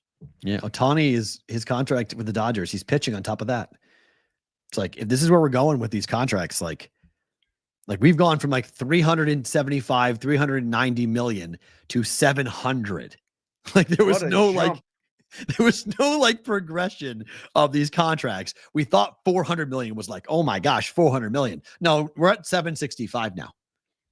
Like there's not enough. We can't be stunned if someone gets $1 billion. Like we can't be stunned at it. There's going to be $1 billion contract at some point. The Bobby Bonilla contract did it for me back in the day. When he left the Pirates to go to the Mets for $1 million a year, I was like, wait a second. He's getting $1 million a year? Oh, wait, no, it was 92, 93. I think it was 93 fair. When he left because Bonds left and went to San Francisco, and then Bonilla left. And they pay this guy $1 million a year every year now. You know, it's Bobby Bonilla Day. The money's just stopped for me then. Like I stopped right then because I was going and covering the games. I interviewed Bobby Bonilla multiple times, and I was like, okay, hold on. He gets him RBIs, and all the production comes when the game's 8-2, and then he hits a 3-run homer to make it 11-2. Like there was a lot of times that things weren't done, clutch situations, and I saw him when the light was off. Moneyball in the clubhouse, and I saw a lot of things, and I went, well, one, I wish I could still hit a curveball, but two, like he's getting $1 million a year, so stop paying attention to the money. We got to pay attention now with these numbers and adding another zero and this and that. I still think the story is that teams in the same league are competing on the field, are in different stratospheres as far as the pay. Because this guy Cohen can write whatever check he wants. Period. End of story. He has now. Yeah. He has now. Now there's no questions whether he would outspend anyone and everyone and spend and spend and spend. And if somebody matched 765, he would have gone to 770. If someone matched 770, it was just he has more money to play with than anybody else. I saw the funniest video of a Yankee fan who went outside of Citi Field and started to show the surrounding areas around Citi Field. Oh, I saw that. He said this dump, your car's going to end up in this chop shop. Like you guys in New York, like everybody got to calm down a little bit. He's sorry, Will. He's like, Soto, you chose this shithole to spend the next 15 years of your life. You chose this place. All of this, look at this. He's just showing everything. It's just like run down this. He's like, this street's closed. No one's been in that building for 20 years. I was dying. I was like, that is so good. I was like, oh, and he said this like awesome accent, this deep, thick New York accent. Yeah. Like, you money hungry. I was like, but if he chose you, he wouldn't be money hungry, right? If he chose the Yankees offer, he wouldn't have been, right? Not at all. He did get his click, CBW. It was, I mean, like, man, so good. This is one of those ones. Yankee fans are taking this personal. Of course, they got outbid by their little brother. They're nervous. I would be too if I was the Yankees. You have Hal Steinbrenner, he's just like Mark Davis. The most valuable thing that the Yankees owner has are the Yankees. That's a problem. It's the same thing with the Raiders. The most valuable thing that Mark Davis owns are the Raiders. So when you don't have that secondary income, you don't have that business to fall back on. Yeah. It's problematic. You have the bottom line matters to the Yankees. What you make and what you don't make, that's a big deal to the Yankees. It's different when it's FU money. Right. And it's just like, I don't care what happens. I'll just spend whatever I want. I'm going to make $5 billion next year. What do I care? Yeah. That's why they're nervous. And I would be too if I was a Yankee fan, because Hal is not George. Hal's not going, he's not buying a smaller beach house to make sure the Yankees win. I remember when the Yankees were bad. Yep. The 80s. Yep. Yankees But then George showed up. The Yankees were bad baseball. Before George, they were horrible. No, George had them in his 70s. What are you talking about? He went through that lull in the 80s where they just stunk. Don Mattingly played on some of the worst.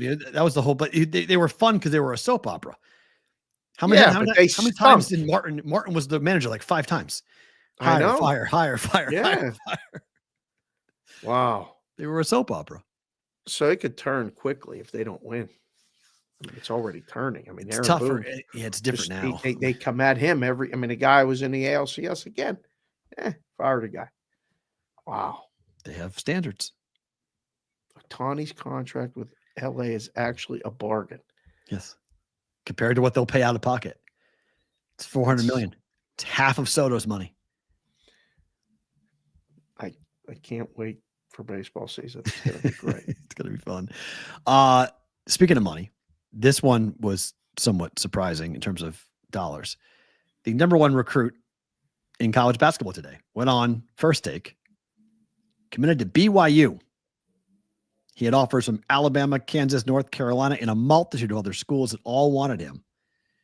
And yet a kid from Brockton, Massachusetts is going to go play basketball in Provo, Utah. Unbelievable. This had your head spinning this morning. I couldn't.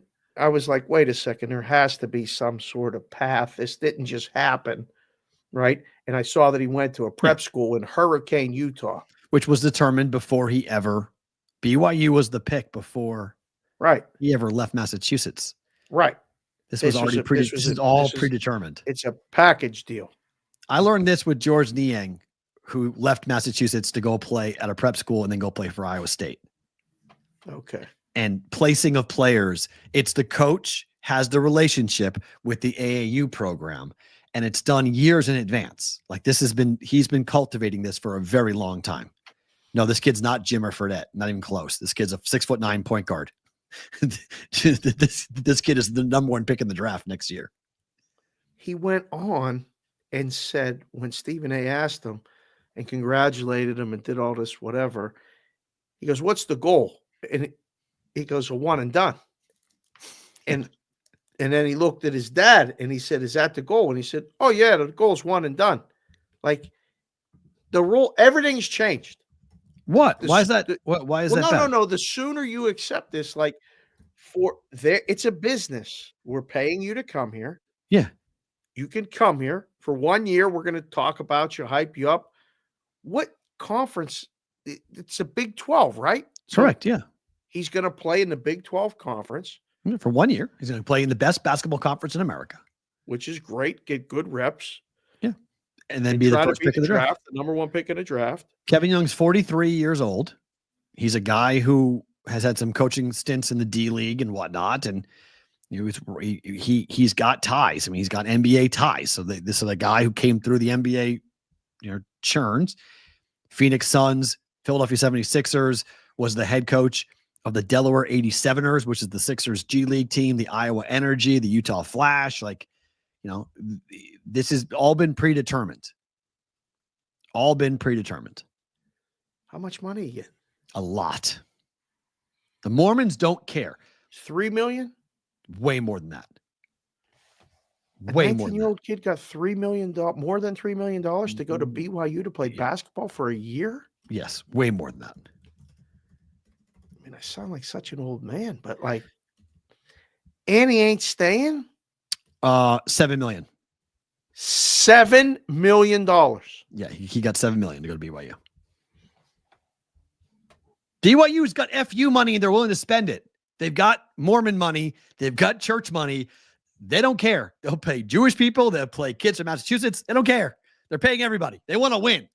When BYU went to the Big 12, the old Mountain West Conference thing, it's out the window. Yeah. They want to win now. Utah changed it when Utah went to the Pac-12 and started to win, and BYU got left behind. BYU's whole desire was get into a Power 5. We got to win. They immediately changed everything. We got to win. And UNLV is going through a very similar thing right now that Barry. I feel like the UNLV is like flailing in a win right now. So they've got to figure that out because they've got to find a way to win. You got to find a way to get the money. You got to find a way to win. BYU is all about winning now. Winning. That's all it is. All the donations to the collectives. They have tons of money to play with, and they're going to spend it, and they'll pay for 1 year, $7 million. One kid. And then the next year, you got to do it again. Correct. Pay the next kid and pay the next kid, but they've proven they'll pay. So in BYU, getting a kid, think about how many times BYU next year will be on national TV. They'll be everywhere. Everyone's going to want to watch that kid. I didn't even know. I mean, I saw BYU play at UNLV last year. Right. I went down to one of the games. I wouldn't have gone if it wasn't UNLV. Right. But now, maybe you go. I used to like to go back in the day, when Pitt was in the Big East. I mean, that was an opportunity to go see basketball players that we didn't even have an NBA team in Pittsburgh. I got to see. This will be one of those ones. You blow up the program when you do this. As far as having a precedent set. Wait, you paid AJ $7 million last year. You want him to come now? He'll come to Hurricane and do that year of preparation and being here. But, okay, you got to pay him $8 million to come. That's a lot of money, P-Roll. It's a ton of money. $7 million. It's a ton of money. It's a ton, but it's today's college athletics. And this is where, back to the start of the show, this is where Belichick has been talking about. This is the structure that needs to be put into place. There is no structure. How much money, when you go to the NFL, we know there is a slot for the number 1 drafted, number 2 drafted, number 3 drafted. There's money. We know what you're going to make. It's there.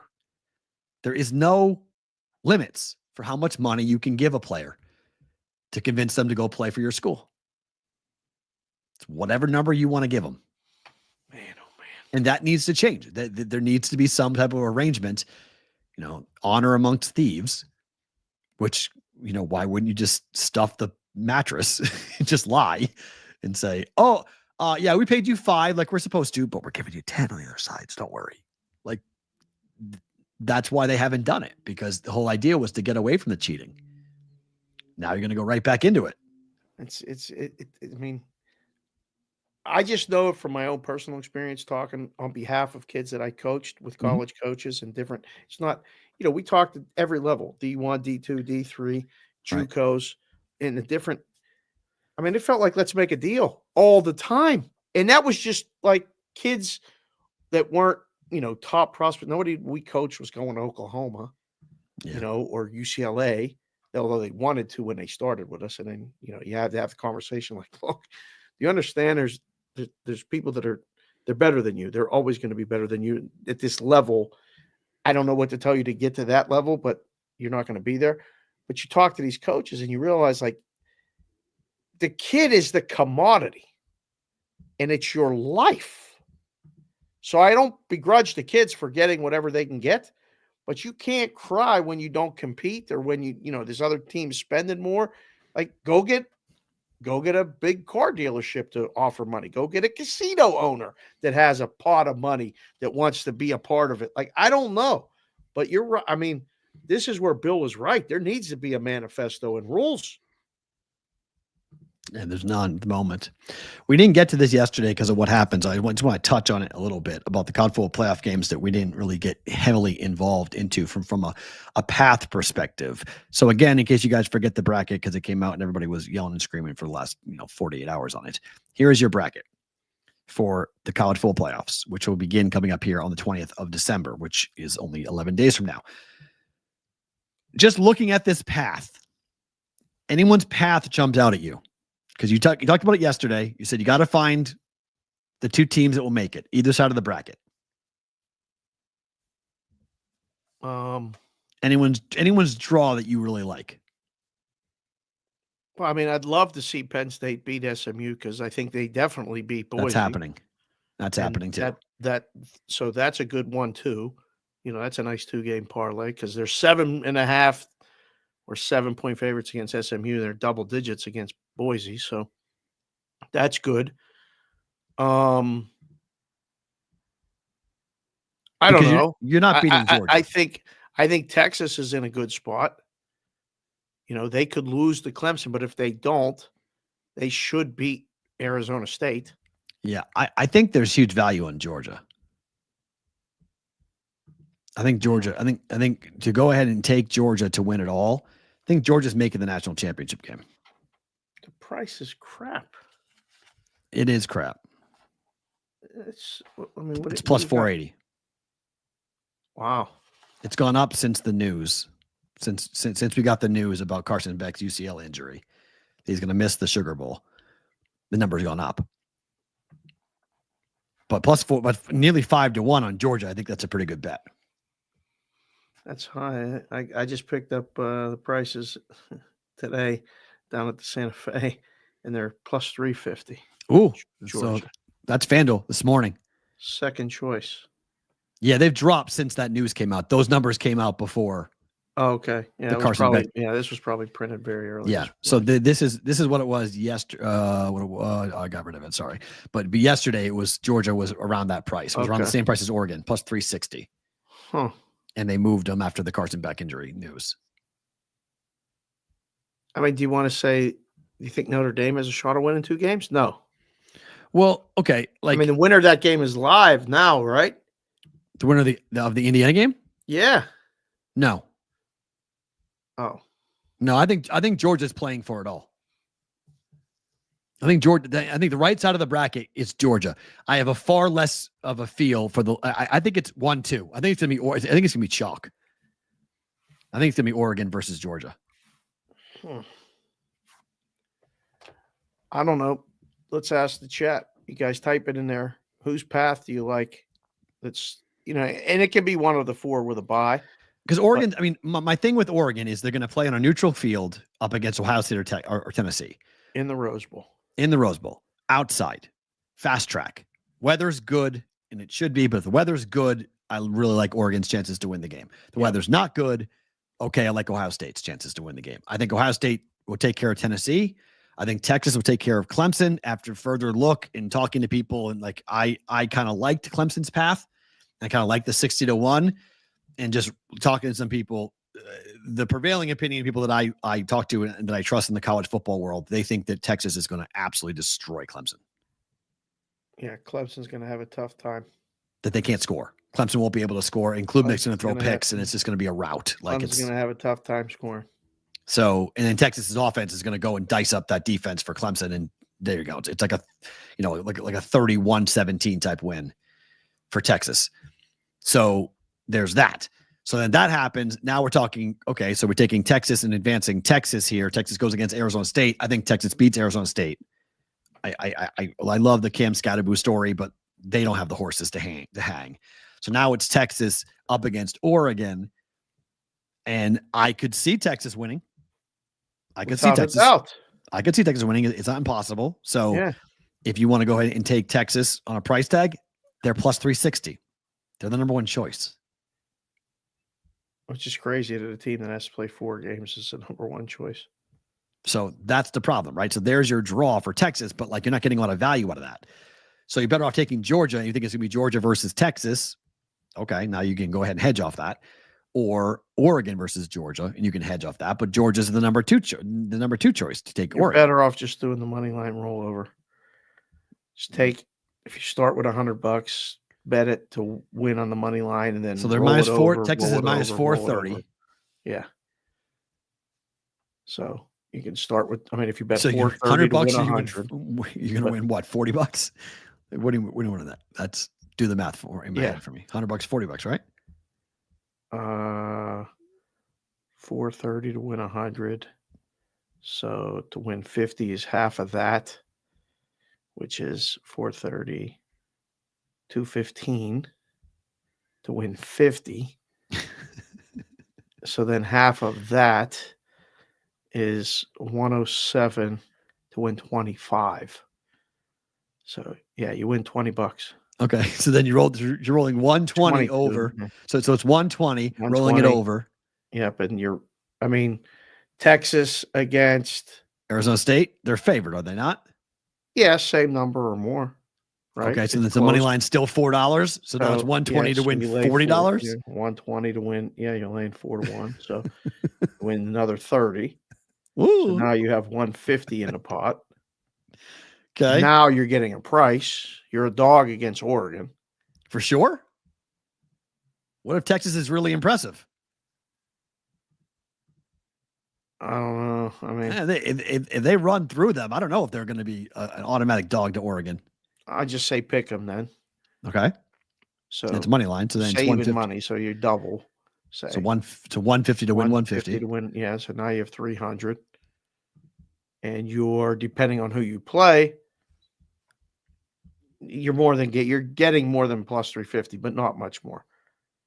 It just requires rebetting. work. Yeah.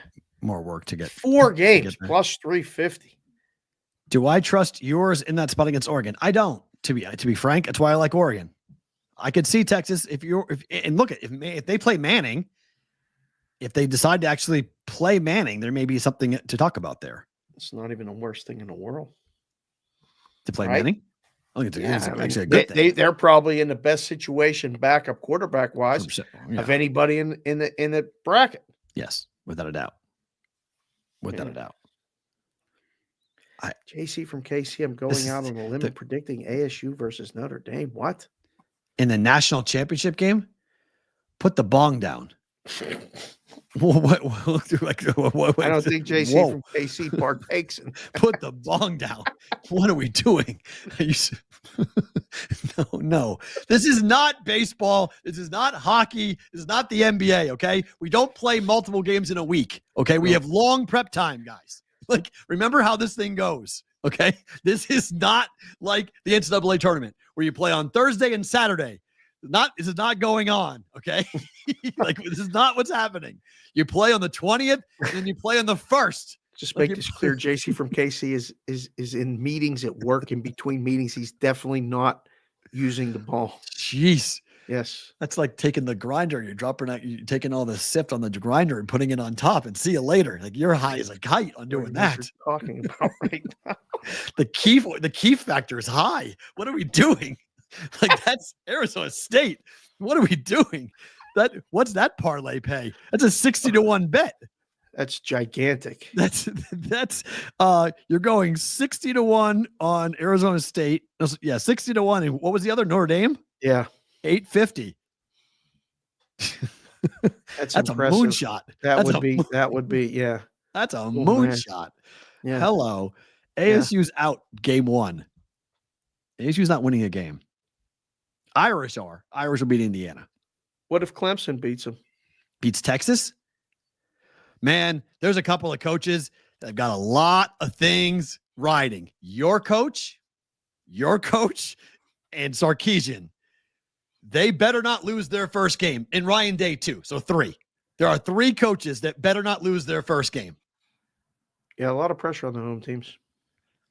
You better win. Because if Sarkisian makes the playoffs and loses, oh my.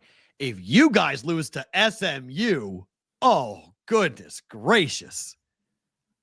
And then if Ryan Day goes from losing to Michigan to losing a home game in the playoffs, oh my. Look out. Boy, the Ohio State people are going to be so mad. They lost to Michigan, and then they get the home game, and they lose at home. The SEC team, Tennessee, they'll pack Ryan Day's house for them. Fancy orange and white unis. They're going to come in all whites. Yeah, and they're going to win. They will pack his boxes for him and ship him as far away from Columbus as they can find if he loses that game. Man, Josh Heupel into Tennessee. Luke, just win. Doesn't matter how many points. Just win. That's it. Just win. That's a dog play. I can see a dog play on Tennessee. Take the points. Ole Miss and Ohio State wins. I think all 4 home teams win, but I don't see all 4 home teams covering. No Definitely way. not. No way. I think you could have all 4 dogs covering, to be honest. I still think a dog wins. Outright? I think one of the 4. Whichever one. Are you cursing your own team? It's not an ideal matchup. It's not. I wish it was. I'm not comfortable with it. I thought it was less than a touchdown. When they asked me, I said 6.5. Okay. Well, it's still a win, though. I mean, it's not a loss outright. Yeah, but doesn't mean favorites lose all the time. Doesn't mean you're going to win just because you make at them home. favorite. 100,000 in December. You've been singing this for literally 6 months. Telling me now you're backing off of the home game in December, whiteout 100,000, Penn State. All of a sudden, that doesn't matter to you. It's mattered to you for 6 months. I know. I want it to matter. And now it doesn't? You think a team from Texas, an ACC school that shouldn't be in the tournament, is coming to your school and beating you? God damn, outright? I hope not. That sucks if Come it on, does. that ain't happening. You're covering. You're winning and you're covering. I don't know. Penn State's winning and Penn State's covering. And run the ball down their throat. That's power football. It's an under game, too. It's power football. SMU can have some big plays, man. I don't know. Yeah, they could, but it's outdoors. It's not turf. It's not fast. I don't know. Maybe they're letting the grass grow. I would. This is what you guys The weather's do. not going to help. If Franklin can't win this game, Oh. like, what game can he win? If you can't beat an SMU team that shouldn't be in this tournament, is in this tournament, and you're at home with 100,000 plus in December, and you can't win this game as a Big Ten team, oh boy. Oh boy. I don't know. I think Tennessee's got a better chance to beat Ohio State. Oh, I'd agree. Sure. Yeah. I mean, that's legit. Oh, without a doubt. Tennessee's got the best defense in football. Tennessee's going to go up there and give Ohio State. If Will Howard is not on his game, if Ohio State doesn't figure out they have 2 first-round pick wideouts and they want to run the ball at Tennessee, they're done. They will lose the game outright. That of all the games, that feels like a dead under. 100% dead under. But also dog, because people just don't look at Tennessee the same way. Like, unless I loved when we had AB on because he pointed it out. And Al Nell was like, look, no one's looking at the numbers for Tennessee, but look at the numbers defensively for Tennessee. Like they're perceived as this offensive juggernaut, but they are really just a defensive, awesome team. They're really hard to score on. So in Will Howard, I didn't like Will Howard at Kent State or Kansas State. I don't like him at Ohio State. I mean, look what happened against Oregon. Look what happened against Michigan. I mean, there's a million things you can point out that the Howard experiment so far at Ohio State's not gone great. And they bought him. They paid for him. Oh, There's a kid at Syracuse who's laughing his ass off right now at it. That's what I mean. There was 1 games in a different environment, and bad things happen. I mean, they were 19-point favorites against Michigan and lost. And I know it's conference. It's this. It's that. But I mean, Michigan's offense is really not good. Terrible. They may not score against Tennessee. And the more that game goes, like in the second half, if it's like, let's say it's like a 13-10 game in the second half, the buttholes in that building are going to clench so tight. Everyone's going to be petrified that are we going to lose? We're going to lose at the Horseshoe. We're going to lose a playoff game to an SEC school. We've talked so much crap. Big Ten people have talked so much crap for the years. Can't play in December. Can't play in the cold. We play at home. These bowl games are warm. And all it benefits you guys. It doesn't benefit us. Can we come play up in Columbus in December? Okay, we're playing in Columbus in December. Oh, they're gonna bring they're gonna plant an SEC flag. You thought Michigan planted a flag there. At Ohio State, there's going to be a riot. They come and plant a big Tennessee flag there with a SEC logo on it. Oh, Lord. The first home playoff game, and if Ohio State loses the game outright, Ryan Day is unemployed the next day. That is my prediction. So imagine ACC team. SMU comes. That is such an interesting comment. Who do you consider as good? LL, who is good? Because that's a really interesting. When we had AB on, who'd they play? Alabama. Interesting point. They beat Alabama when Alabama was a top 10 team. They beat Florida. They lose to Georgia. Georgia. When we had AB on, yeah. Alan Bell was on. They beat Oklahoma when they were a top 10, top 15 team. They beat NC State. Top 15 rating means nothing. They're just saying when they played them. They said when they played them, they were ranked. They were ranked. So, I mean, in Alabama, by everyone's, I don't care how much of a hater you are, they're the 13th team here. And Tennessee beat them.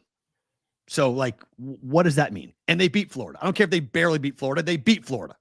They beat Florida. And they beat Alabama. So, like, where are we saying they haven't played anybody of real ilk all year? Anybody great? Penn State lost to Ohio State. Ohio State has what? How many good wins on their schedule, on their resume that you jump up and down about and be like, oh, look at this schedule for Ohio State.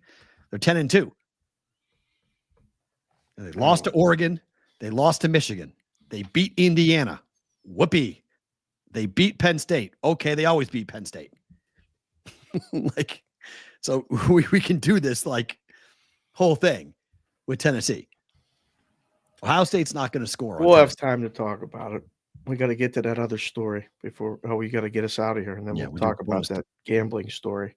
Save for tomorrow? Oh, yeah, we can save that one for tomorrow. We'll do the games after.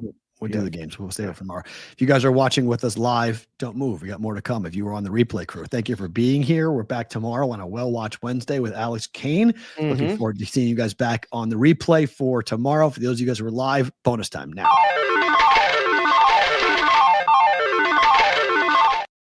So I'm psyched. You can tell me I'm wrong. I love that stinger. You can tell me I'm wrong. You guys are blue in the face. We'll find out. That stinger woke me up last night off the couch. Nice. I was watching. Remember that guy who says that? Neil. Yeah, I was watching Neil and Kenny. Jess watched it. She watched the interview, and as soon as those guys left, she's like, "All right, I'm going to bed." Nice. I'm like, "You don't want to stay and watch the rest of the show?" She's like, "No, I listen to you talk every day." I'm good. So she went upstairs, and I was watching the show on the couch, and then that noise woke me up. Hey. I was like, "Oh, all right, it's time to go upstairs." Here are your latest numbers at FanDuel. Yeah. 7.5, 8.5, 11.5, and 7.5. There's no movement. Nobody bets these things now. These will be the same for a week. Unless somebody gets ruled out. Right. There's no movement. The lines are painted. Penn State SMU is different in different books. Oh, no, there might be a difference of opinion, but like at your book, if you put it up, this is what you get. Like if you want someone to bet it, just go make Notre Dame 6.5. You want or 7 action on Notre Dame? You go 6.5. See if they're really serious. Yeah, because I mean these key numbers they're key in what?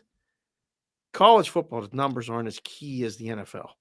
And I mean, just what we've seen with the college football playoff. I mean, overtime has now become sort of a thing late in the year, in particular for Georgia. And the fact that you could decide on a 2-point play. I mean, a national championship could be decided on a 2-point play. Wait, that applies for this? Yes. Playoff? Yes. It's not like baseball where they know the rules are fucked up until they change them. No, these are the same rules. Same rules apply. I thought that was done. Really? No. That's 100% true. It's 100% true. The SEC championship game just played that way. I know, but that's still the regular season. Like this is the playoffs. The playoffs have the same rules. There's no change. College football overtime rules apply. So now you have a problem with it. Well, that's stupid. A 2-point conversion. Yes, can decide a national championship. 100%. Dumb. It's dumb to determine a regular season game that way. It's dumb to determine a championship that way. I understand that though they just want the games to end in the regular season and this and that, whatever. But like, I can't even justify that position. It's awful. That would be like leaving shootouts in hockey for the playoffs. Playoffs, we play to win. It's over. Like we play the game. We just keep playing the same game. It's unbelievable. It really is. It's wild. This game has the biggest blowout potential in my mind. Texas might house Clemson. We can shelf all of this talk. No. We can shelf all of the college football talk. Get to the basketball. All right, fine. Tennessee. Speaking of Tennessee, This is important today. it is number one team in the country. You want to lay 14.5 points in New York? Surprised by the number? No, Miami's not good. Well, they're shit.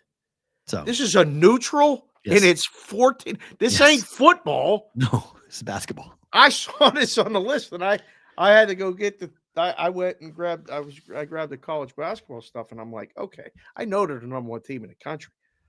14.5. Yep. On a neutral. It's This is in Madison Square Garden. It's now 15.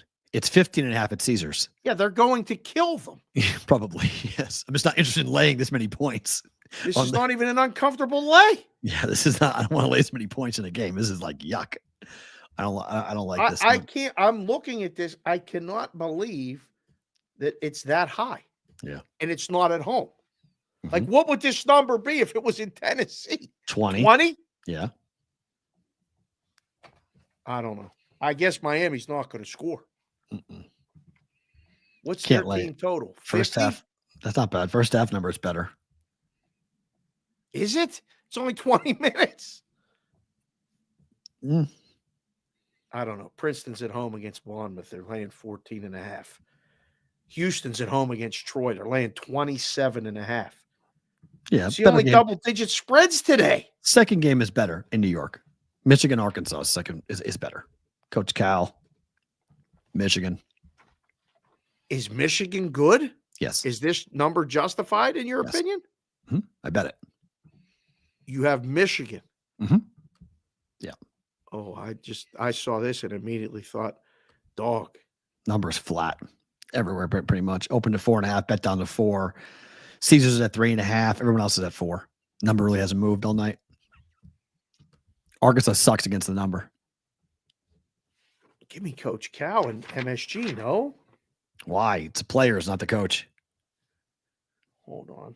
Michigan's played a much better caliber of competition. Arkansas's 2 7-2, 2-6-1 against the spread. Yes, 2-7-1, I think, against the spread. And Michigan Michigan scores a lot of points per game, huh? Mm-hmm.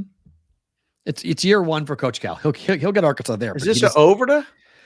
Probably not. It's a really low total though. I think it's probably an this. under, but it's too low to bet it. 147 on a neutral is. This is the week. This is not that I've not been paying attention to college basketball, but this is the week. No college football distraction. Right. It's all about the college basketball this game now, baby. And this is the game you should watch for research purposes. Wisconsin, Illinois. This is a hard game to bet. Wisconsin a disappointment up to this point? No, they're what, 8-1? 625, 626. They have one loss to Michigan. 8-2 straight up. Okay. Who they lost back-to-back games? I don't know. It's just 8-2 straight up. I don't know. Hold on. 4-5-1 against the number. Yep, they lost back-to-back games. Marquette beat them. Lost by 14 against Marquette. That's right. I was on Wisconsin in that game. I had them in a bounce back spot. Year one for the Michigan coach, but the Wolverines are loaded. Thank you, JR. 33312. That's also known as Johnny Parlay. I don't know. My first thought is when I first saw it, I thought dog, but I don't know. Do you have a feel? I mean, I want to, as I said, this is a research game because I don't know if Illinois can, coming off of a loss to, I faded them against Northwestern. It was their first true road game, but this is a spot where I've been pretty profitable last couple of years doing this.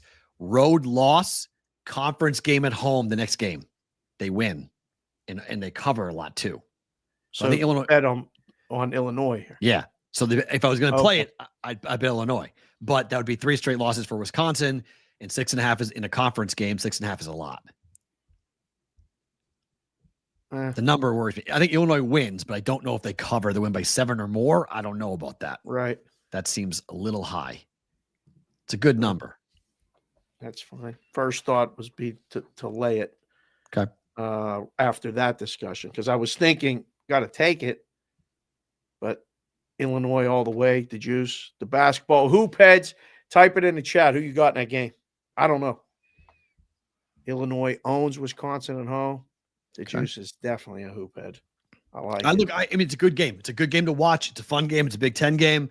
It's a rivalry game. This is a good game to watch. I mean, you're going to learn a lot in this game. I didn't bet it, but you're going to learn a lot. If Illinois comes out and wins and covers, okay. But again, I like to bet teams that lose a road game and then come back home for a conference game.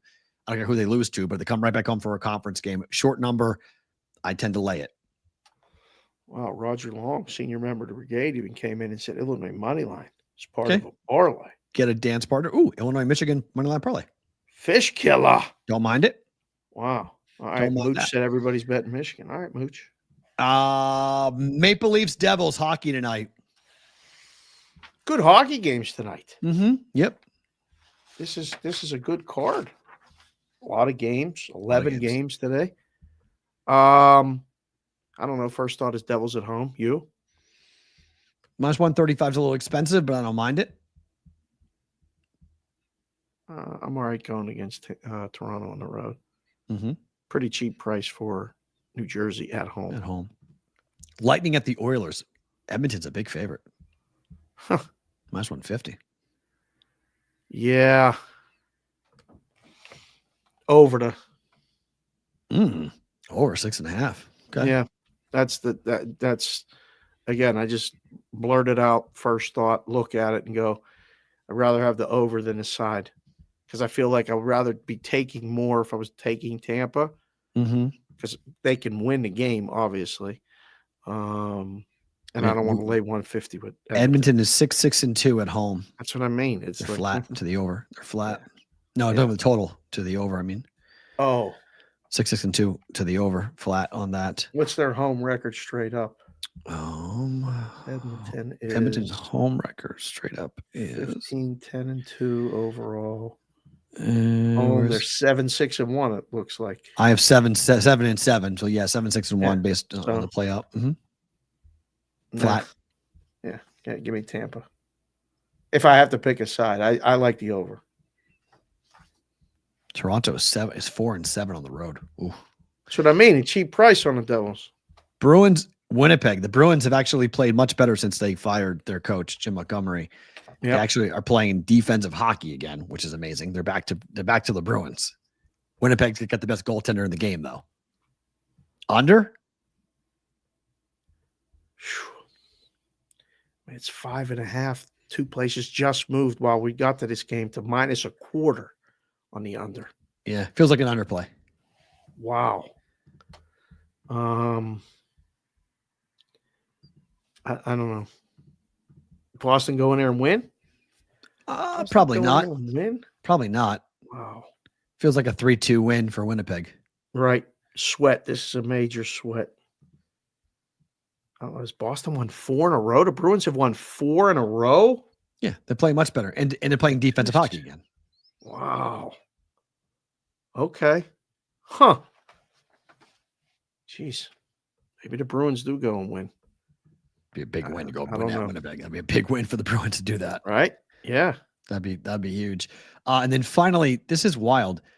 The Preds have lost 7 straight, but they're big favorites tonight. Yeah, I was just looking at that game. What is going on with that? Some of these power ratings just aren't right. It's just the Predators. Every Thursday I go on with the guys in Knoxville and I tease them because the one guy's a Predators fan. Okay. And last week, every Thursday, the Predators are playing. Okay. At the beginning of the season, I'm like, you guys know a lot of people like the Predators. So as a bonus pick on the way out, I have fun with them. And I'm like, yeah, the Predators are going to win today. And then they lose. And so the following week, I'm like, we talk about all the college football. And then I go, you know what? I'll give you another chance. Predators are going to win today. They're 0 for Thursday. So last 2 weeks I went on, I said, you know, the Predators are going to win a game on a Thursday. I can't believe that every week when I come on here, the Predators are even playing. But today is not the day they're going to win. So I got the last 3 right because I stopped picking them. You can't possibly lay 185. On a team that's lost 7 straight? No. That's Looney Tunes. No. Absolute Absolute Looney Tunes. If you're doing that, best of luck to you guys. I can't. The number makes no sense to me. I can't play either side of it. That's a crazy number. How about this? Penguins plus money. Bet it or book it. I looked at it. It's Colorado, right? Mm-hmm. At home plus money. Mm-hmm. Where is Colorado? They off a back-to-back. What game on the road trip is this for Colorado? Do you know? Not without looking. I got the chat pulled up, so I don't want to change the screen. I would say probably take the dog, but you guys have been such a roller coaster ride. Yeah. 6.5's the total. Oof. I thought you fixed your goaltending. Penguins are going to win. Okay. I don't mind it. Yeah. Playing really good hockey right now. Last leg of the road trip. JBC to fourth. Okay. Thank you. I like it. Then take the Pens. I like it. Yeah. Better to book.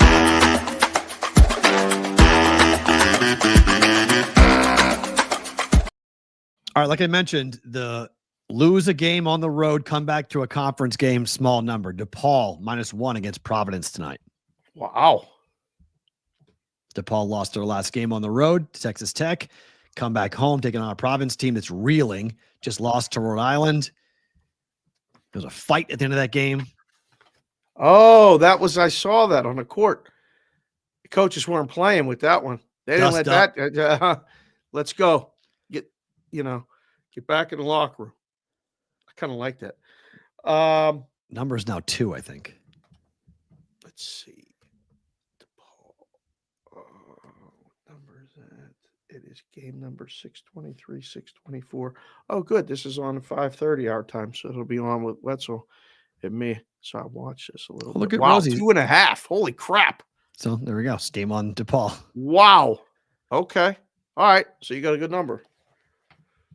What did Rosie say there? He's an alum. Blue DePaul Demons alumni. alum, baby. Blue Demons alumni. How about that, Rosie? He popped in here on a Tuesday. I usually see Rosie on Roll Call Friday. Right? Yeah. So we're Good to betting see or you, booking? Rosie. What are you doing? I think this is a bet. Okay. Michigan -4 against Arkansas. I'll say book it. I like Michigan tonight. Yeah. I like Michigan tonight coming there. And then one NBA Cup game. I like the Magic plus 7.5 against the Bucks. I don't care that Franz Wagner is out of this game. Doesn't worry me. Their defense is wild. Wow. They keep themselves in this. This is a elimination game.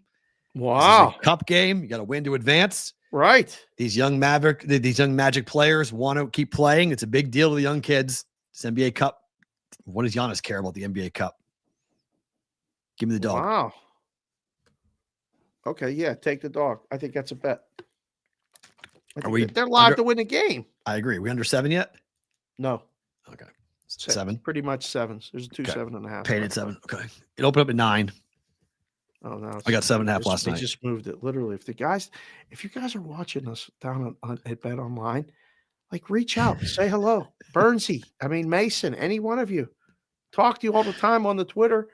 Appreciate you guys watching the show. They just moved it to 7. Coincidence or not? I don't know. Favorite thing about today is what? I'm wearing a Felician jacket. You are? Because so last night Kendall had volleyball practice, and then the three of us went out to dinner, and it was just the three of us, and we left. We drove in separate cars because Jess came from work, and we met, and then we all went to eat, and we were leaving, and the girls called Jess to talk to Kendall, right? But I was driving Grandma's car, and every time I pulled up next to them at a red light, the Bluetooth in Grandma's car kept picking up Kylie and Kelsey in New Jersey, but they were talking to Kendall. So every time we stopped at a red light and I hear my daughter's voice, like the voice of God just took over. And she's like, Kendall, I can't hear you. And I'm like, it's not Kendall. It's your father. And she's like, what are you talking about, bro? And I'm like, and I'm looking at my phone going, you didn't call me. Why am I talking to you right now? So we did it again at the next light. Jessica pulled ahead of me, and I realized, like, every time I get close, they keep connecting. What is happening right now? So Kendall must have took the forthright initiative to hang up and FaceTime all of us. So they FaceTime us, and Kylie's in New Jersey.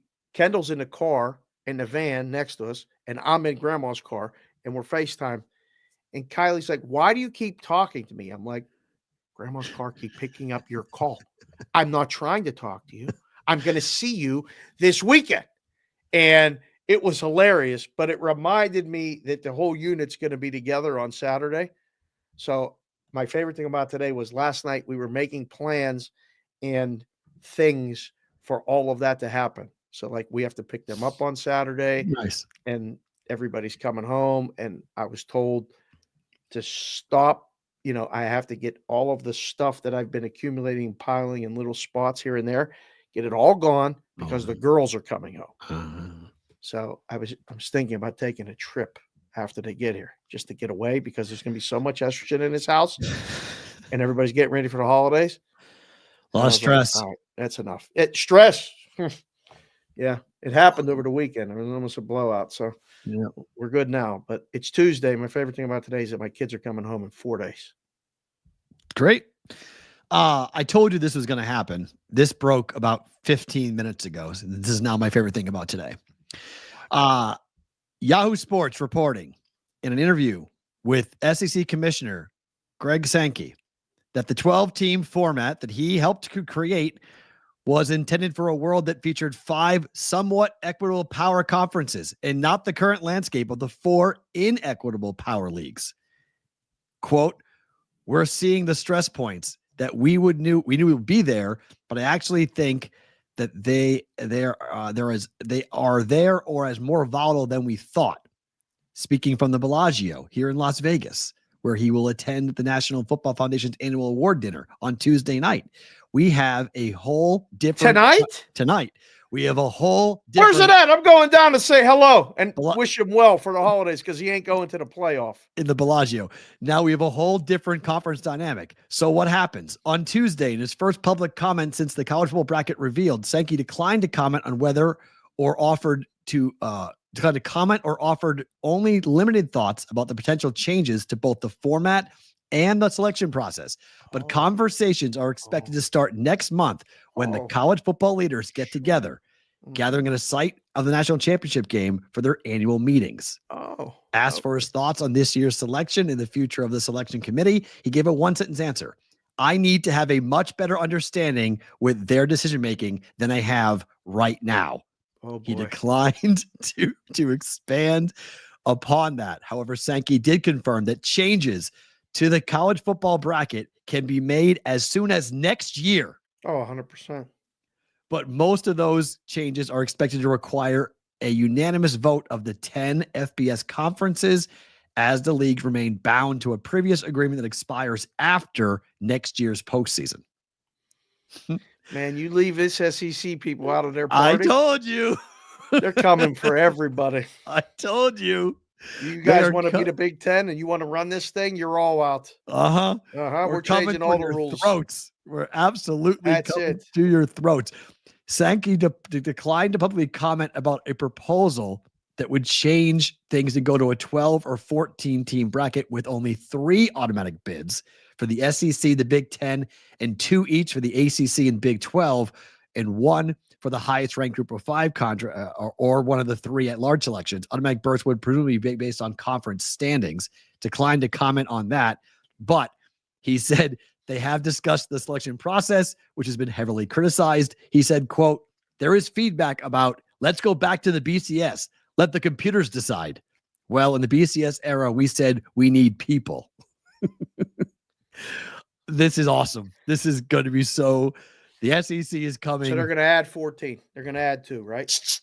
They're coming. They're coming in John Wick style, and they're going to start to just take out everyone. Yeah, don't do that again. They are furious at what the Big Ten was allowed to do this year, and it will not happen again. I can promise you on that. It will not happen again. My goodness gracious. Yeah, because the championship game's in Atlanta. Yep. Where's they play that SEC championship game? In Atlanta. Yeah, they wanted to have both teams in there. I love this. I love chaos. I love all of this. This is going to be so much fun to watch the infighting and the the bickering that's going to go on and the dick measuring that's going to happen. It's going to be tremendous. It's going to be tremendous. They're measuring peepees? Yeah, they always do. Oh my God. It always does. Bank accounts and dick sizes. Look out. Here we go. He's Dave. I am Matt. We're back tomorrow for a Whale Watch Wednesday with Alex Kane and our friends at Sport Trade. Hope to see you all back here coming up tomorrow. Talk to you then for a Whale Watch Wednesday.